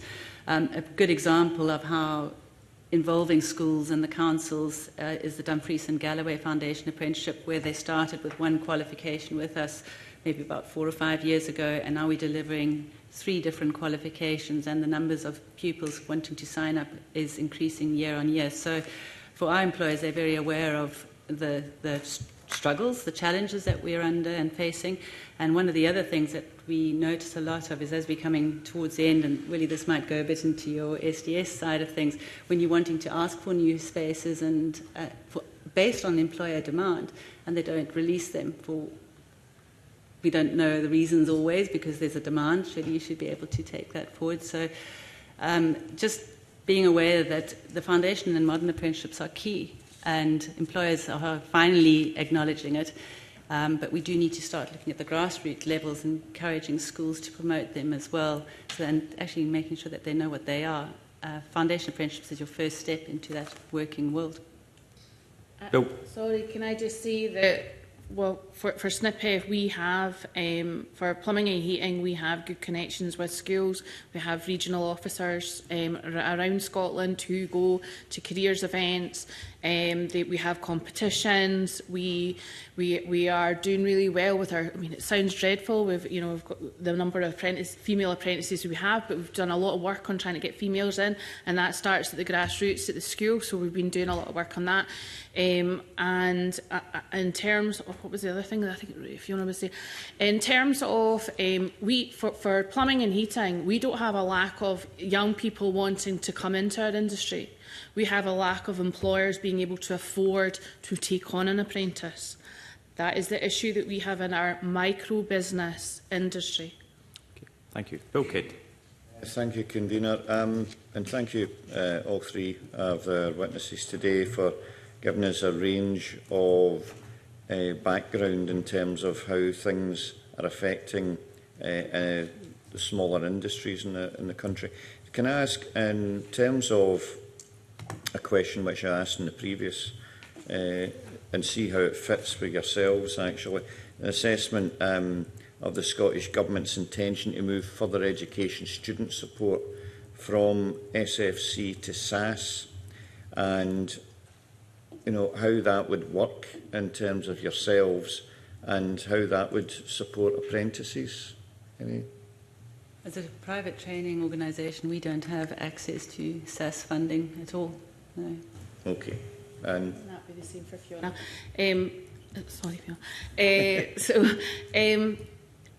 I don't feel really at liberty to make an opinion on that. I think that because it doesn't directly, so our employers have apprentices and our employers are paying the apprentices. So the funding that you're talking about there is not necessarily for them. It would be for maybe the unis and stuff like that, or courses only.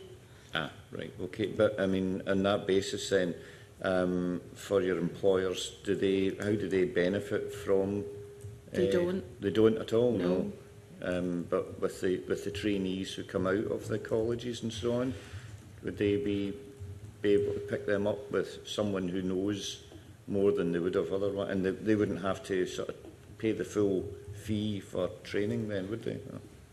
So, sorry, I don't know if I'm picking it up right. So if someone were to have done a foundation apprenticeship, or sometimes, I don't know if it's naughty of me to call it a pre-apprenticeship, I don't know what it's called at the moment, then that goes back a little bit to what I was saying to Miles, is that it is making sure that they really want to go in, they're choosing the right industry that they want to go into.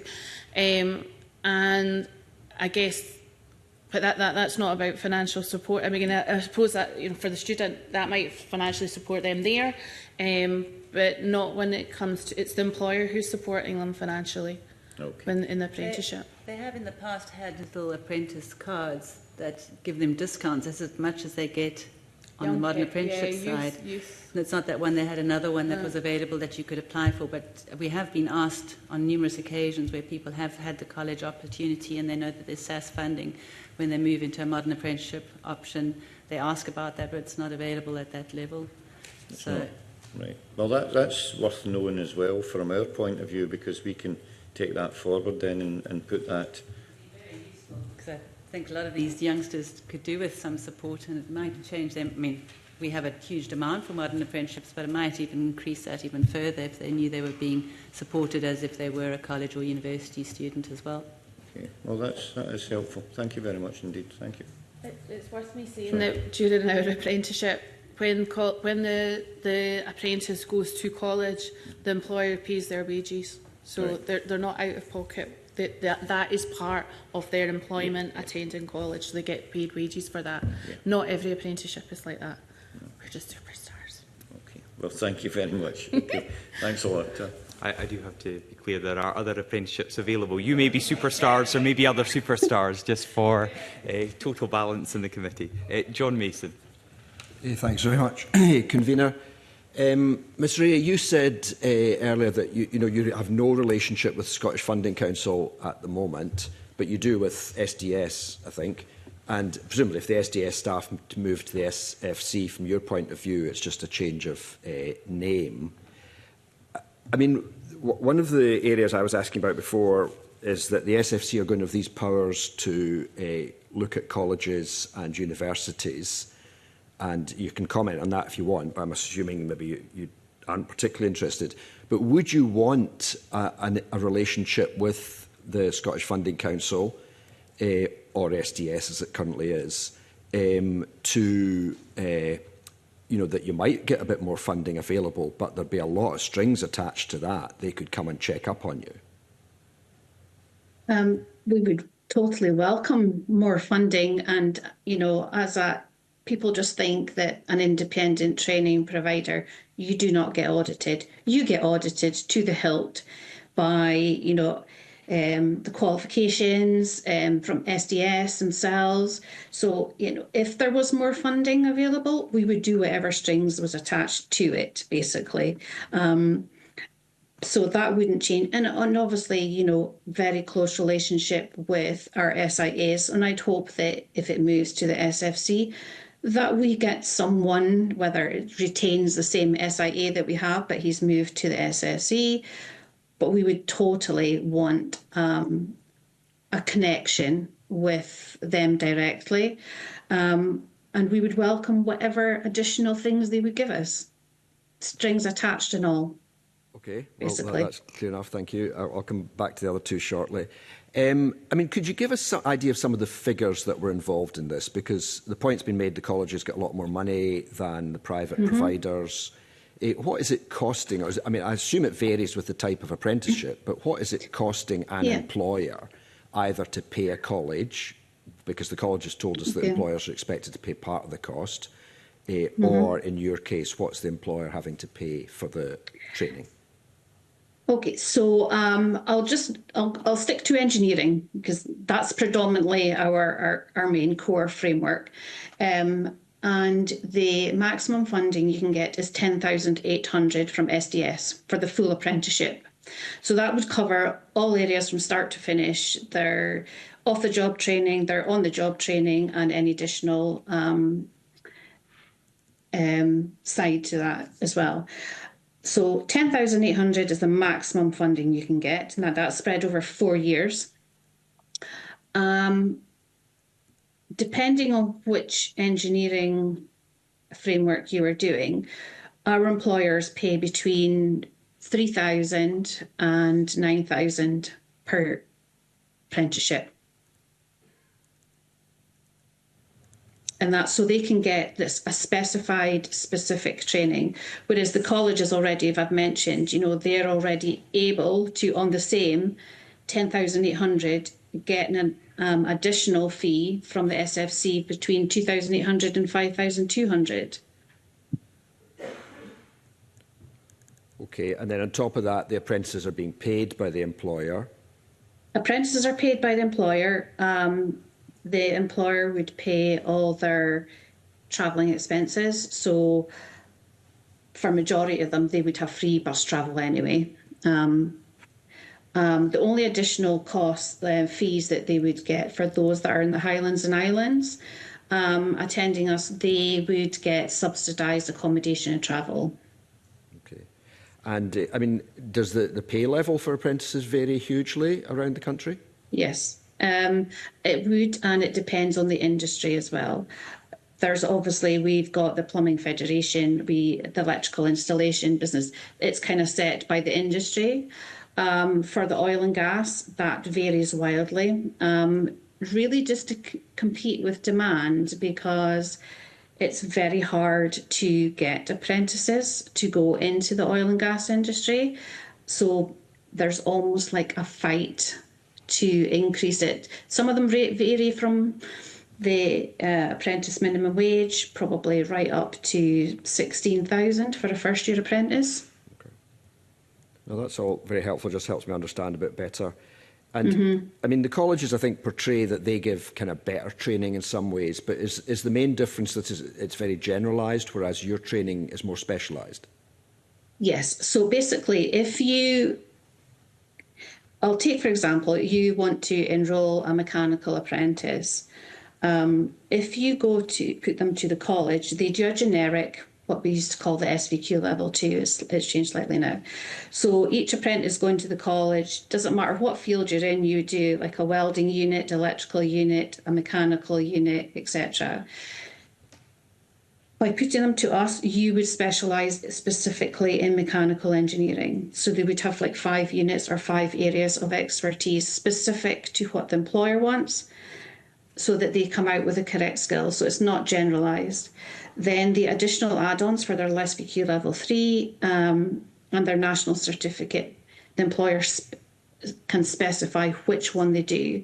Now, the reason that we were asked by our employers to take on the NC and HNC is because sometimes the colleges don't run these courses specifically to what they want, due to lack of staff or due to insufficient numbers. So we can take any apprentice in and they follow their own training path. So it doesn't matter if we have one person doing that course or 12. Our maximum class size is 12. Each one follows their own training, is how we slightly different.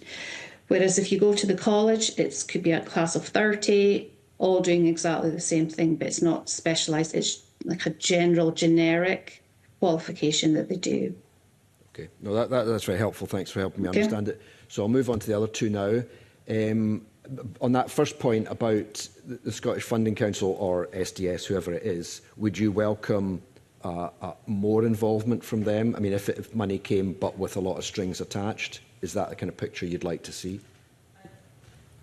I did see one of the views that came in that they suggested that training providers should be audited in the same way as colleges and universities. I mean, I understand why they say that. We don't have quite the manpower to be able to deal with it, but if the funding was coming through, it would help us develop our businesses and be able to really support that. Yes is my answer. I think we would definitely welcome that. I do work for the SQA on the side as well, so I go in and audit various training providers and colleges as well, and I hear about the troubles that they have faced with regards to all the audits from Education Scotland, and obviously SQA come in for every single qualification that they deliver as well. You have your SDS audits that happen, but yeah, it'll just go with all the others that we are already being handed. I mean, can I just ask you, I mean, don't tell me if it's confidential, but I mean, you're quite a small organisation, are you? I mean, if you're being audited, presumably yourselves, you know, if the SFC is more geared, obviously, for kind of bigger organisations. I mean, if anything happened to you personally or to your organisation, would there be continuity? Could it carry on with the apprentices? We've worked really hard at doing that because that was something that we were talking about with our SIA. So we are in a position now that I feel sorry for my team, but if I were to step away, that they would be able to continue. And that's saying about the SFC as well. That's exactly one of my concerns, is that we are relatively small. It doesn't mean that we aren't doing a good job. We're probably doing a really, really good job in comparison. We've been, I mean, I won't go on and on, but we've been shortlisted for many awards through SDS for the delivery of our programs.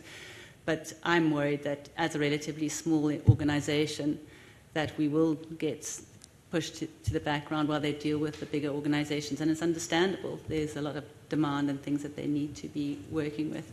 However, having said that, our delivery model is one that people aspire to, so much so that I've put a research project into it, and I've got a conceptual blueprint which we're going to be releasing based on that delivery model, which you could scale up or scale down depending on your size of your organisation. So, yes. Much. Ms Lowe, do you want to add anything to all of that? Of course. Right. You don't have to. I guess well, we don't directly provide training, so we have private providers. Tullis is one of them, who provide the training. We manage the apprenticeship. So in terms of you're the managing agent, we're the managing agent, but we're also SNPF is also the one who does the qualification.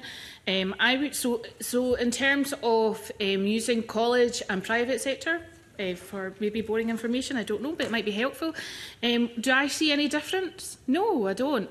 I think the private sector are just as Scottish Funding Council may need to audit them if this bill goes forward, but they are under scrupulous auditing already, and SQA would be one of them to make sure the qualification is being carried out. We, as the Plumbing and Heating Federation, we make sure that each college and training and private sector is carrying out a good service to our apprentices and our employers, so that happens already. Would you be aware if there were some less scrupulous trainers and organisations out there? No, I don't think there is. For us, there's not. Well, not for you, you obviously know. I'm not meaning the three who are here. But do you think out in the training world there are some less scrupulous? Yeah, of course there is. But you could say that about colleges. Some colleges perform much more, and they fluctuate. Sometimes they are superstars, then they're not doing so well. There's that. There's the thing. You could say that colleges are going to be there indefinitely. Although we've talked about Dundee on several occasions, who knows? But private sectors might be not as resilient that way. But what I would say, and nobody has mentioned, is that what the private sector can provide is 24/7, and don't go on strike. So our industry has been hugely impacted by the strike action at the colleges. So we've had to, and a lot of resources from the Plumbing and Heating Federation has had to go into that to try and mitigate the issues about apprentices not getting training at college. That's been really hard for us. So some colleges work really well at that, though. So you're very financially solid, presumably, because all these little businesses are supporting you. As a managing agent. Well, your member organisations kind of guarantee your existence, don't they? The member organisation guarantees our future, I suppose, because we are there representing the micro businesses out there, our profession. So we care about our industry. Yeah. Okay, that's great. I think we'll leave it at that. I could ask you more, but thanks very much. Thanks, Convener. Pam Duncan-Glancy. Thank you, Convener. I was going to say good morning, but we're in the afternoon, so thank you for your honesty, but also for the depth in which you've engaged with this, because I think it's really important. Before I ask my main question, if it's all right, I want to just come back to Stephanie's point earlier about the statistic I quoted last week. And this is really the thing that sort of should, I think, drive us. And I think your industry and our intentions to improve the life chances of young people across Scotland are aligned on that. So, if it's okay, Convener, just ask what would you do specifically to make it easier for your industry to deliver for those 84,000 young people? God, I'm banging on again about it. It's the funding. Okay. So for the last 8 years, we've continued to give an increase to the colleges without having received an increase from government. And that's why I am at breaking point that I can't cut back anymore. We used to give grants to our employers. We can't do that. So then they're saying, well, I can't. If you don't give me a grant, I can't afford to take somebody on. So it's about funding. Is there a regional or a structural model that you think could be developed that would support the people you represent, colleges in the sector as well, to the ends of getting young people into so we're in the process of starting to lobby government on something. We're at early doors, but a lot of our board members. I mean, you were talking about this earlier. Who do they all know? So our board knows all about this. So our board is made up of the employers. That's what our company is. That's the structure of our organisation, and they are aware of the constraints, the funding constraints that we're under and that they're under. And a lot of them have asked me to meet with them and their local MPs and MSPs about the lack of funding opportunities. What I have, I guess the only thing that I'm hopeful for is that the Employment Minister will pick up on this, because there's funding out there for local areas. If you take somebody in employment for 12 months, but you need to pay the real living wage. Whereas we've got employers who are saying, we will provide 4 years of employment and we will provide a career for this young person, but we're saying we'll pay them the industry rates of pay, but that's not as high as the real living wage, and that, because I think it depends on what geographical area you're in where the grant comes, but the grant would be surplus. It wouldn't mean anything if they had to do the real living wage for 4 years. It's not a terrible, our industry rates are not horrendous, because we're all about fair work. We've got collective agreements for our industry, plumbing and heating. There's separate ones for all construction bodies out there. We argue, discuss, debate, negotiate all the terms for our industry with the unions every year. So we have all these fair pensions. We have good pension provision there for people. So yeah, that is the only thing that I can think of that would help our employers employ these young people in. I can't think of anything else that we've got in society in Scotland just now, when we really need, for our industry, we really need them. We are low in last year. We will be lower this year, and this is why I'm saying, like our survey that's going out to our members, they're saying we can't afford to take on apprentices anymore. Thank you, and it is coming across really strongly. It's just because I'm so worried. No, that's not a complaint. I'm just reassuring you that your point has been well made. Thank you. And heard. So, on the bill then that we have, obviously a lot of these issues that we discuss, some of them can be addressed not in the bill. Some of them are financial. Some of them are a bit about both. On the specifics of the bill itself, is there anything in the governance structure that you think is helpful? So the proposals to change the membership, for example, of the Scottish Funding Council, you've spoke about the distance, I can't remember if it was yourself, Stephanie, or if it was Sarah or Fiona, about the distance between industry and schools, maybe, and some good examples, obviously, of the partnerships that you spoke about, Fiona. Are there anything in the membership of the SFC in terms of appointments to the boards, skills that would be needed on the council, rather, and experience of members? Is there anything around that you would like us to look at that would improve your sector's chances and relationship within this? I think that it's really difficult to say. It just needs to be, because it's SDS do a good job just now, and it just needs to be like for like when it goes over. Okay. There's that, and again, I am concerned that, I don't even know if it's politically correct to say Orphan Annie anymore, I don't know.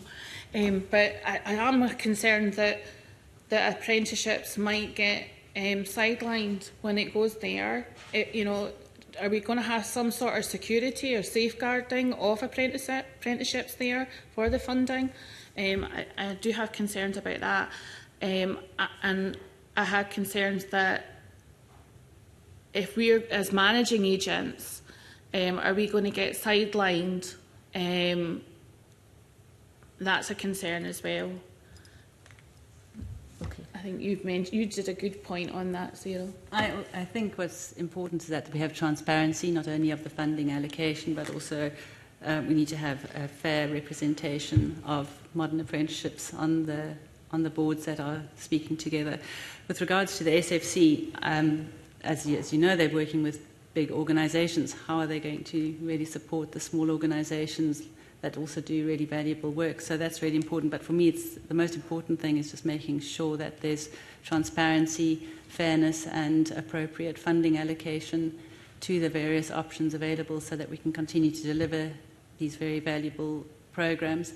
One of the things that came out of the Withers report was the use of language when we're talking about apprenticeships and qualifications that are offered in institutions, and making sure that those are all seen in the same valuable light. There might be a different kind of qualification, but there's a lot of academic snobbery when we talk about apprenticeships as opposed to university and college potentially qualifications. So just making sure that we are looking at the different options available and really making sure that we're seeing them as valuable in their own right. Another thing to consider are the Swiss and German models when it comes to apprenticeship streaming right from school level, and this is where we could really emulate what they do. Having those lines, they have 3 different sort of routes that you would take through school right from lower levels that would take you into the different sort of routes or destinations that they want to go to, and the opportunity to move between things if they change their mind.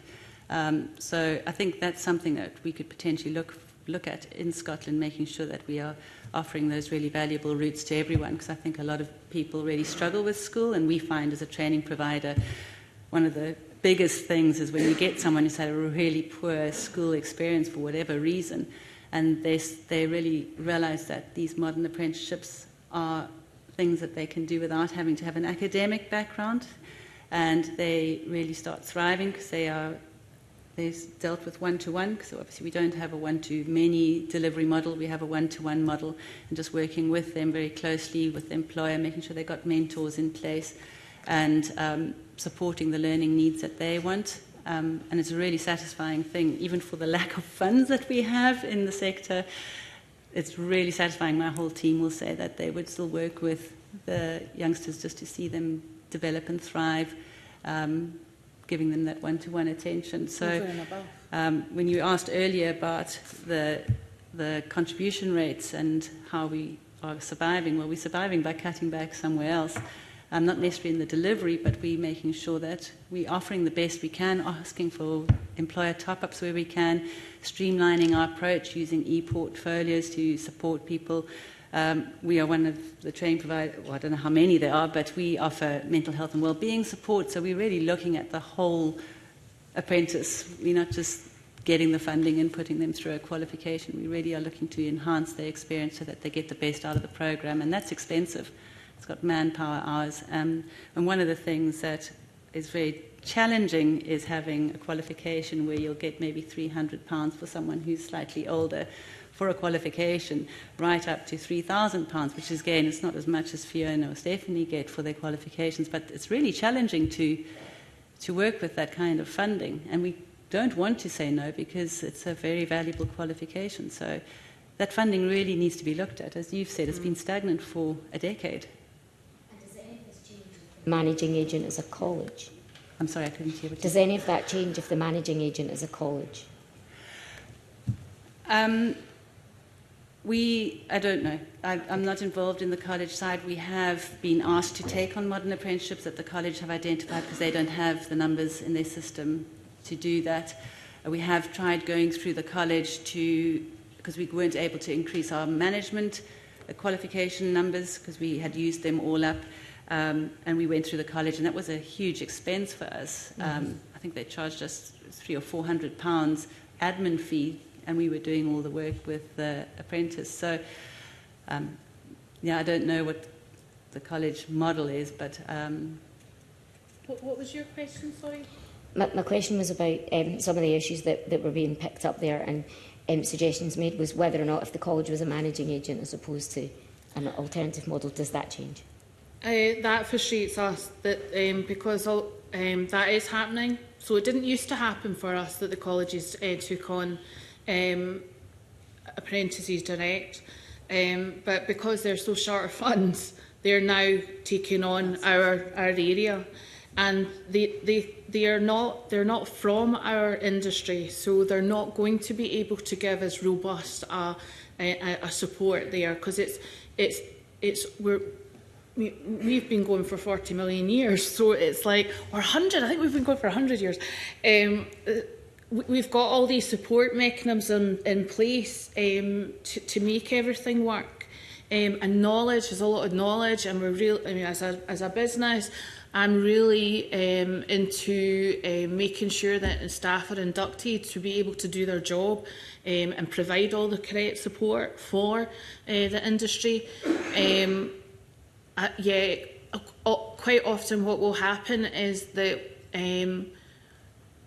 I guess I sometimes see it when they are managing agents for our apprenticeship. I think they're doing the course support, but they're not providing support for the apprenticeship. So for our apprenticeship, you're at college for 3 years, but the employment is for 4 years, and that is the support that we are giving to the employer and their apprentice. So it causes us an awful lot of frustration. Quite often, people will want to come. We'll pick them up because they've been lost in the system, and they might have lost a job, because if they lose their employer, they can't then go to college. Then they come to us as the industry and say, can you help us? And then we pick it up then, and we communicate with the college to make sure that the training continues there. We make sure they get a new employer and they're paying the right wage rates, for example. It's all encompassing what we've got there for them, and it works really well, apart from the funding. So yeah, I think it's worth me saying as well, just a couple of points, is that for us, for the 4 years of employment, our employers are paying about 22 grand a year for an apprentice.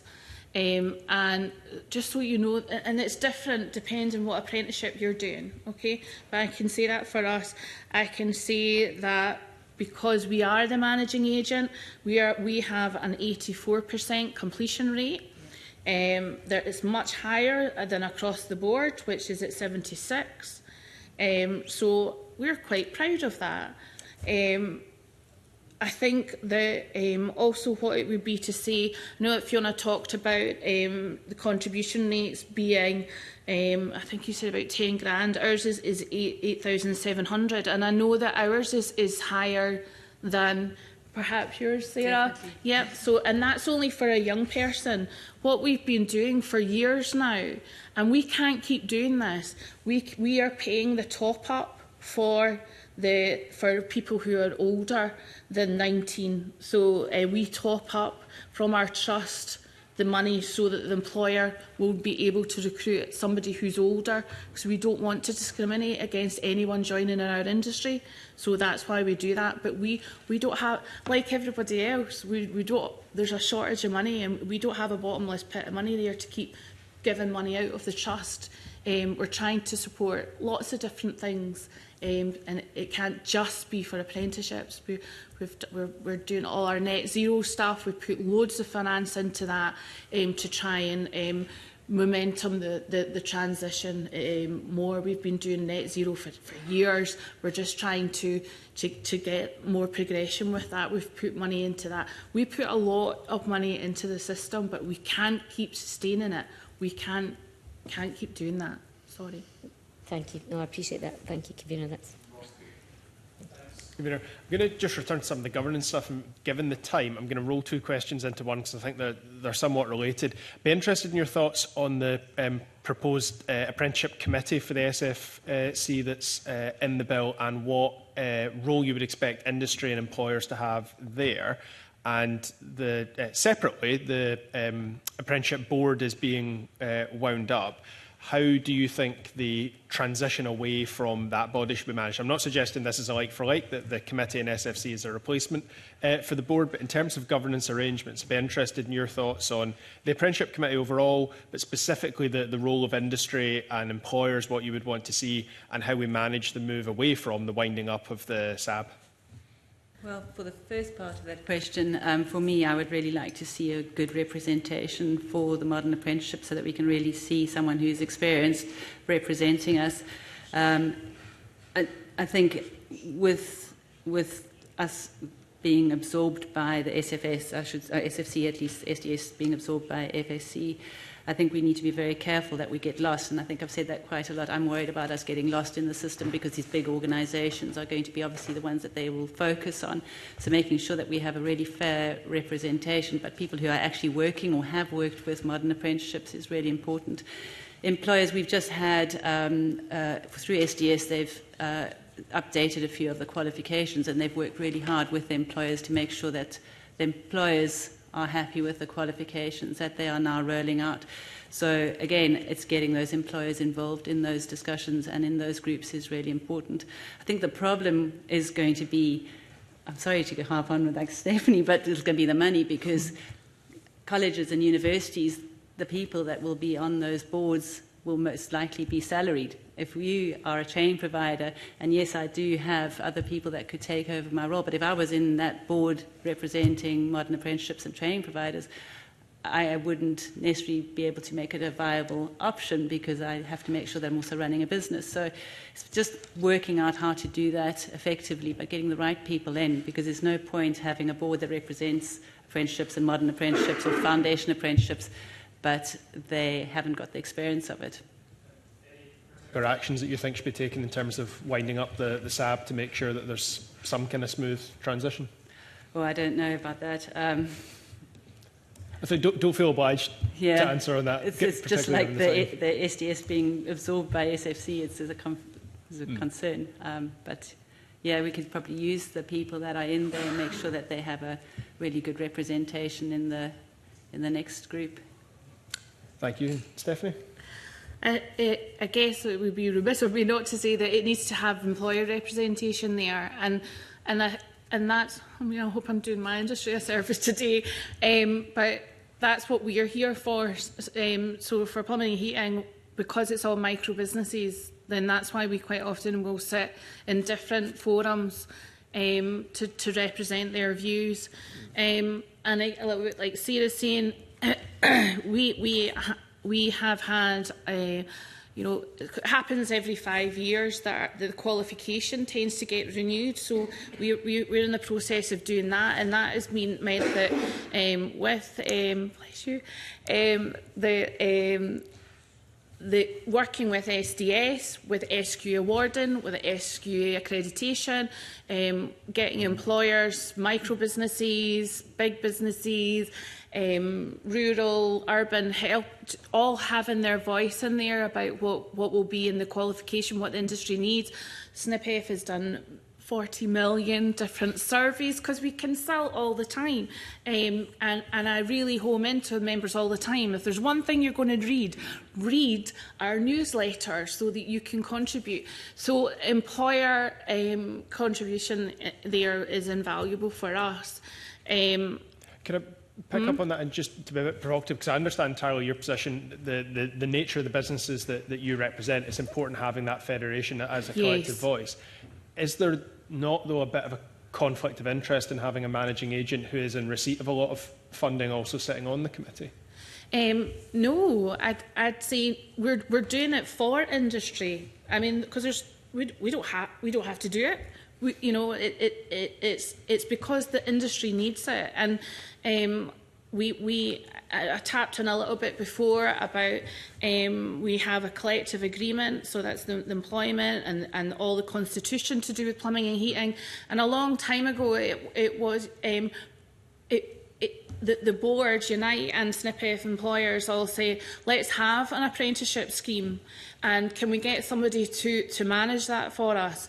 Who better than the people who are actually in the industry to be able to? So those are the board, they're always the board members, so we can advise them on different things, and they may not agree with things, or I don't agree with things that they want, but it's theirs. We are doing it for them, so it's for industry. I think it's a really good model. I guess, you know, and if anyone moans at me, I can say, well, you're the decision maker, so you've decided this. This is why it is the way it is. If you want that to change, we can do that for you. So, thanks very much. Okay. And Fiona, keen to hear your thoughts on this as well, just before we move on. The only proposal we would probably like to see is someone representing us small independent training providers to be on a committee to show. I think at the moment you've got the colleges and universities both vying who can shout the loudest to get the most money is how it is, and we're just sort of insignificantly pushed aside. But if we could see someone that was probably on the committee representing us, perhaps STF or something like that, to make sure that we're included in any decision makings going forward. So to give our voice, I think, is the important thing. Either an individual training provider or someone representing us would be good. That's great. Thank you very much. Thanks, Convener. Thank you. Okay. Joe Fitzpatrick.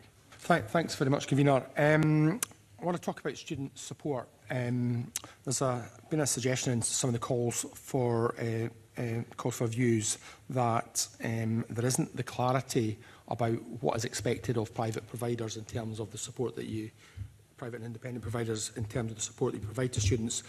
Sarah, you talked about the mental health support that your organisation does, so that's obviously sounds really good. Does that kind of thing happen everywhere, or should the bill be clearer about what support students should be receiving?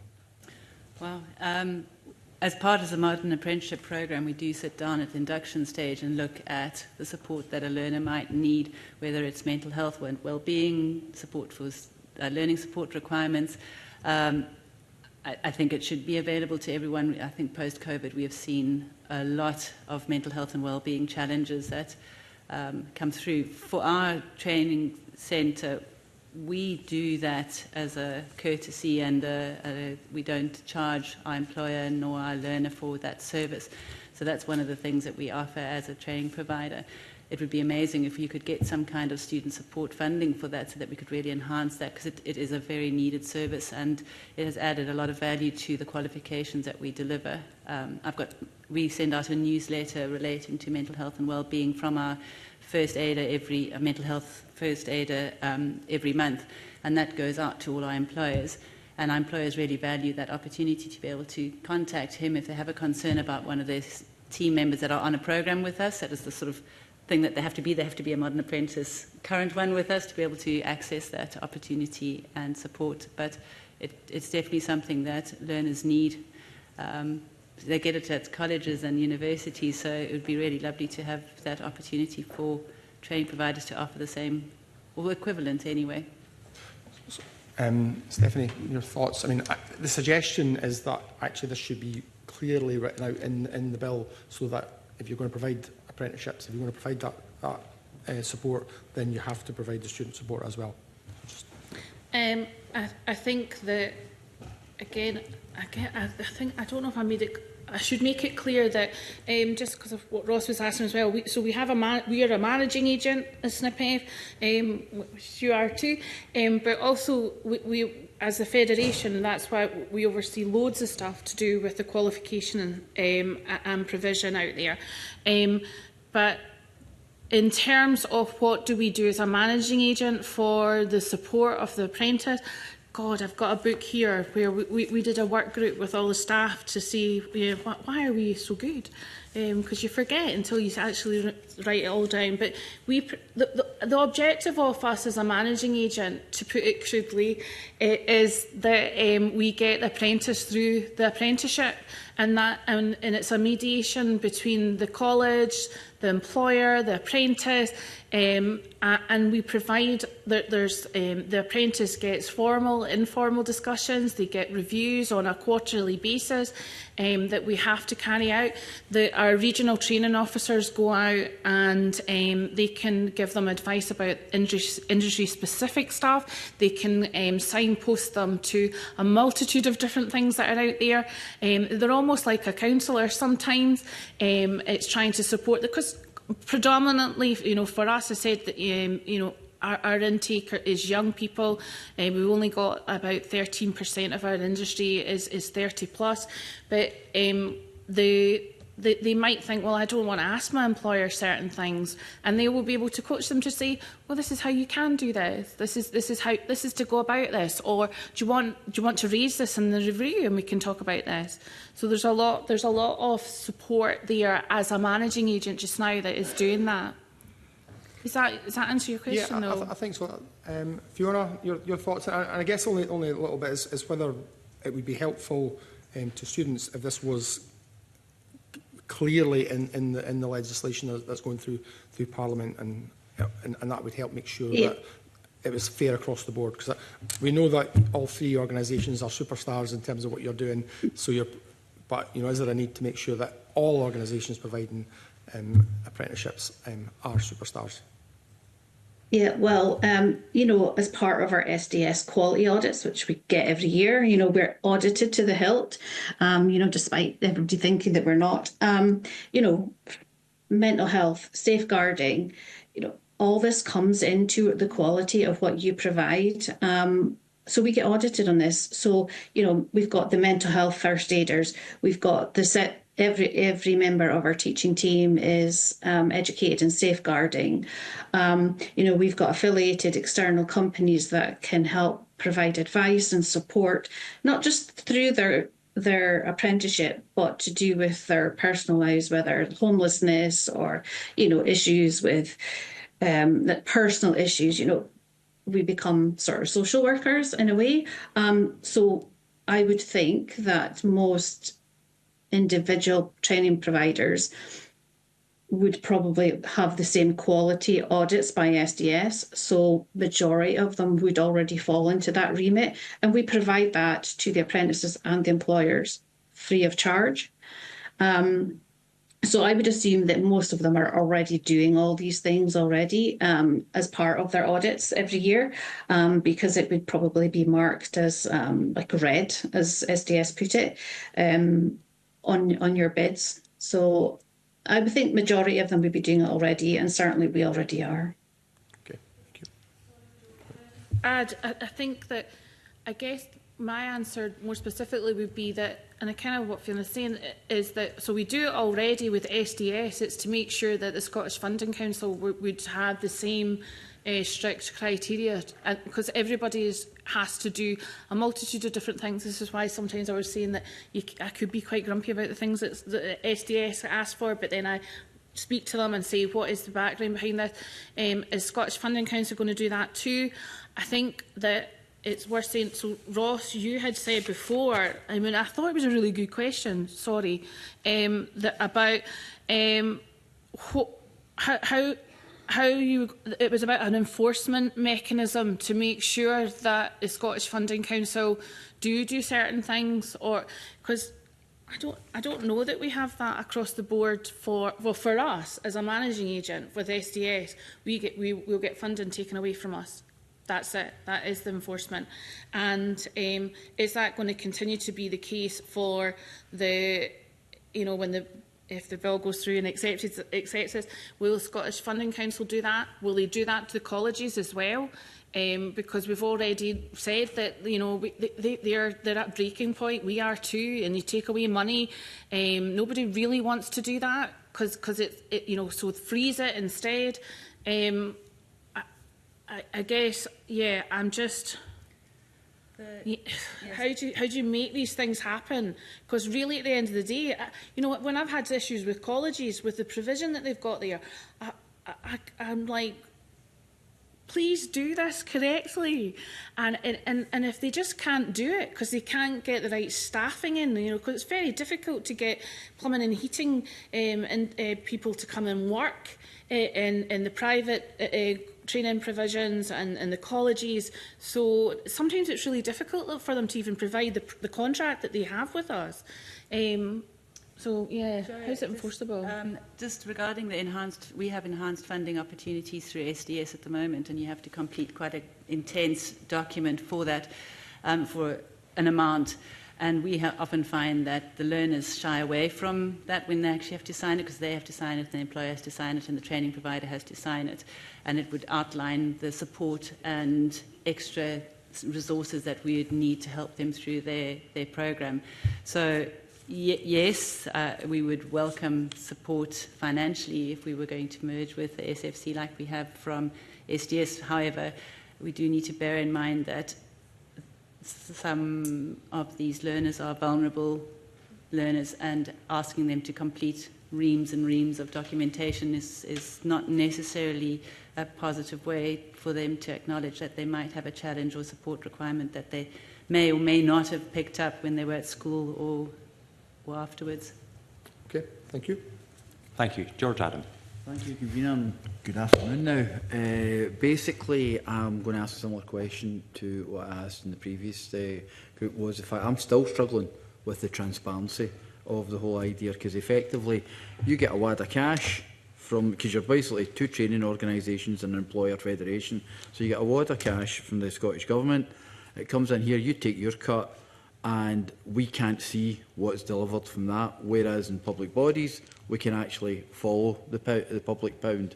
And you can understand why there is that concern. I know you say you've been audited non-stop, but it's still a concern, because you can sit here and tell me, I don't know if you're all super cool and groovy at delivering all these things. You can tell me that, but I need to know the actual facts, and that's where I've still got the concern after listening to everything here today.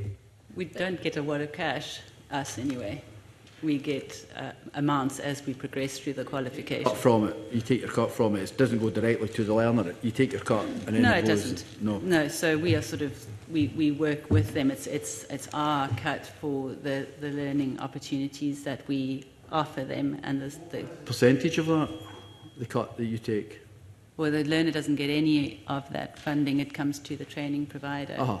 That's how it. No, but what's the percentage of the cut goes in your side of the business and then the part that you use for the learner? It will depend. So I can answer that a little bit, because I can get where I think you're coming from. So the money that we the money that we get from SDS, we need what do we do with that money? We give a huge chunk of it to the college and the private training provider. And the money that's left with that is what we use to run the business. And to run the business, we need to adhere to the SDS rules. What is the percentage breakdowns of that then? So it'll depend on what college it is. And there's not a rule out there for each provider. I can tell you what ours is, but it will be different depending on what provider you are. So there's nothing. So for us, it's 60% goes to the college. Right. So 40% retained for yourself. Yep. So and over years we have given, so colleges have said to us we want to all be paid the same. And so we've tried to move towards paying them all the same, and then it would be over time that they would say, no, we should be paid differently because, for example, we're rural or we're a small college, so we have to pay. They want to pay differently. So it fluctuates when we're discussing it with the colleges each year when we're contracting it out to them. So, but I think that if we didn't need to do all the things that we need to do to make the relationship work, because that's it, we are managing the apprenticeship, and it's time consuming, because it's dealing with young people and their employer and the college, and dealing with the qualification itself, because I've seen that as well. So we've been communicating with all our industry to make sure that the qualification part of the apprenticeship is fit for purpose. It's an awful lot of work that we put in there. But an argument could be made that 40% could go, just for argument's sake, could go straight to the college, and they could deliver. There could be an argument. I could get someone from a college who'd sit there and say, we could deliver that, give us 100% of funding. Oh yeah, so you could do that, but then you wouldn't get any employers employing, and you wouldn't get anyone taking on an apprentice, because that's all the work that we are doing. So we are trying to work, we are trying to work for our industry to get them what they need. And we're working in line with what we're being asked by SDS and by SQA Award and SQA accreditation. All your government bodies out there, we are meeting the requirements of everything that they're asking for the contract. That's what we are applying there. Okay. And at this point, just right, indicated to come in. Fiona. Hi, I just want to pick up on what George was saying. We've got a slightly different angle from what George was saying. All the money that we receive goes to the learner. As in, we work out the cost of the course, running the course, whether it be the electric, the staffing, the materials, etc. And that's what we come up with. The money that we get from SDS is contributed towards that. In some cases, it may cover the cost of the course entirely. In some cases, especially in the high materialistic courses such as engineering, which lasts 4 years, there's obviously a high expense, that there's a shortfall of the funding, and the employer then makes up the shortfall to that. Is how we operate, slightly different from Stephanie. Okay, that's interesting. Thank you. Just moving on to the final question that we have is, I might regret this, but is there any other considerations that should be made in relation to the bill that you haven't said so far that might be an idea for us to look at? Saying that you should look at the OECD report, which is what I was brandishing around here earlier, which has our value base on it. So you can look at Taylor and report, and it does have some of our values in there, but that's another one that hasn't been picked up on, which is disappointing. Okay. I would like to say something. I've got a few that I submitted earlier, but with the SFC, if they were to take over the SDS contracts and bring us all into one area, I mean, as we know, the colleges and universities are struggling financially, and there's obviously going to be funding moved around for that. We've had quite a large number of training providers that have had to close their doors, and I want to know if we would have the same support financially to make sure that that is reduced or highlighted early, so that we don't have these very valuable organisations closing their doors just because there isn't enough funding. I have also got a quote from the STF organisation, Stuart McKenna, regarding the fact that the independent training providers have a far higher percentage achievement rate with their apprentices, at a 74% achievement rate to a 64% achievement rate for colleges, and that's been seen as the rate year on year for quite a few years now. So there's obviously a value in the independent training provider and working with the employer and the learner. Fiona? I would just like to see probably something like in regards like the foundation apprenticeships leading all the way through. Also to maybe see something about what they're proposing, if there's an amount of apprenticeships that's going to be available every year, just to give us some hope that, you know, going forward that we can still operate, and whether there is maybe this is an opportunity to change how they look at it. You know, at the moment, SDS puts funding against each apprentice and each course at a different level set for it. Maybe this is an opportunity to change how that operates. You know, maybe a different system. You know, at the moment we're stuck with, for example, we have 60 engineering places every year, and various other ones. That maybe this is a chance to change how we do that. Maybe like a lump sum towards a training provider with a minimum amount of apprenticeships that you can put through, but then they can maybe decide how the funding split equally. Because at the moment you've got 16 to 19s are funded one way, 20 plus, then 25 plus. If there's a way that could be equalised to make it fairer, or, you know, I'm just thinking this is an opportunity to maybe change how it's done. Okay, thank you. Thank you, Gavina. Thank you very much. That concludes our questions. I think you're all first-time witnesses to a parliamentary committee, so can I thank you for the way you've provided such in-depth and thorough answers to all of our questions. It will really help our consideration of this bill, our Stage 1 report and any future deliberations, discussions and potentially amendments to it. So thank you all very much for that, and I will briefly suspend the meeting to allow the witnesses to leave, and the committee will move into private session. Thank you.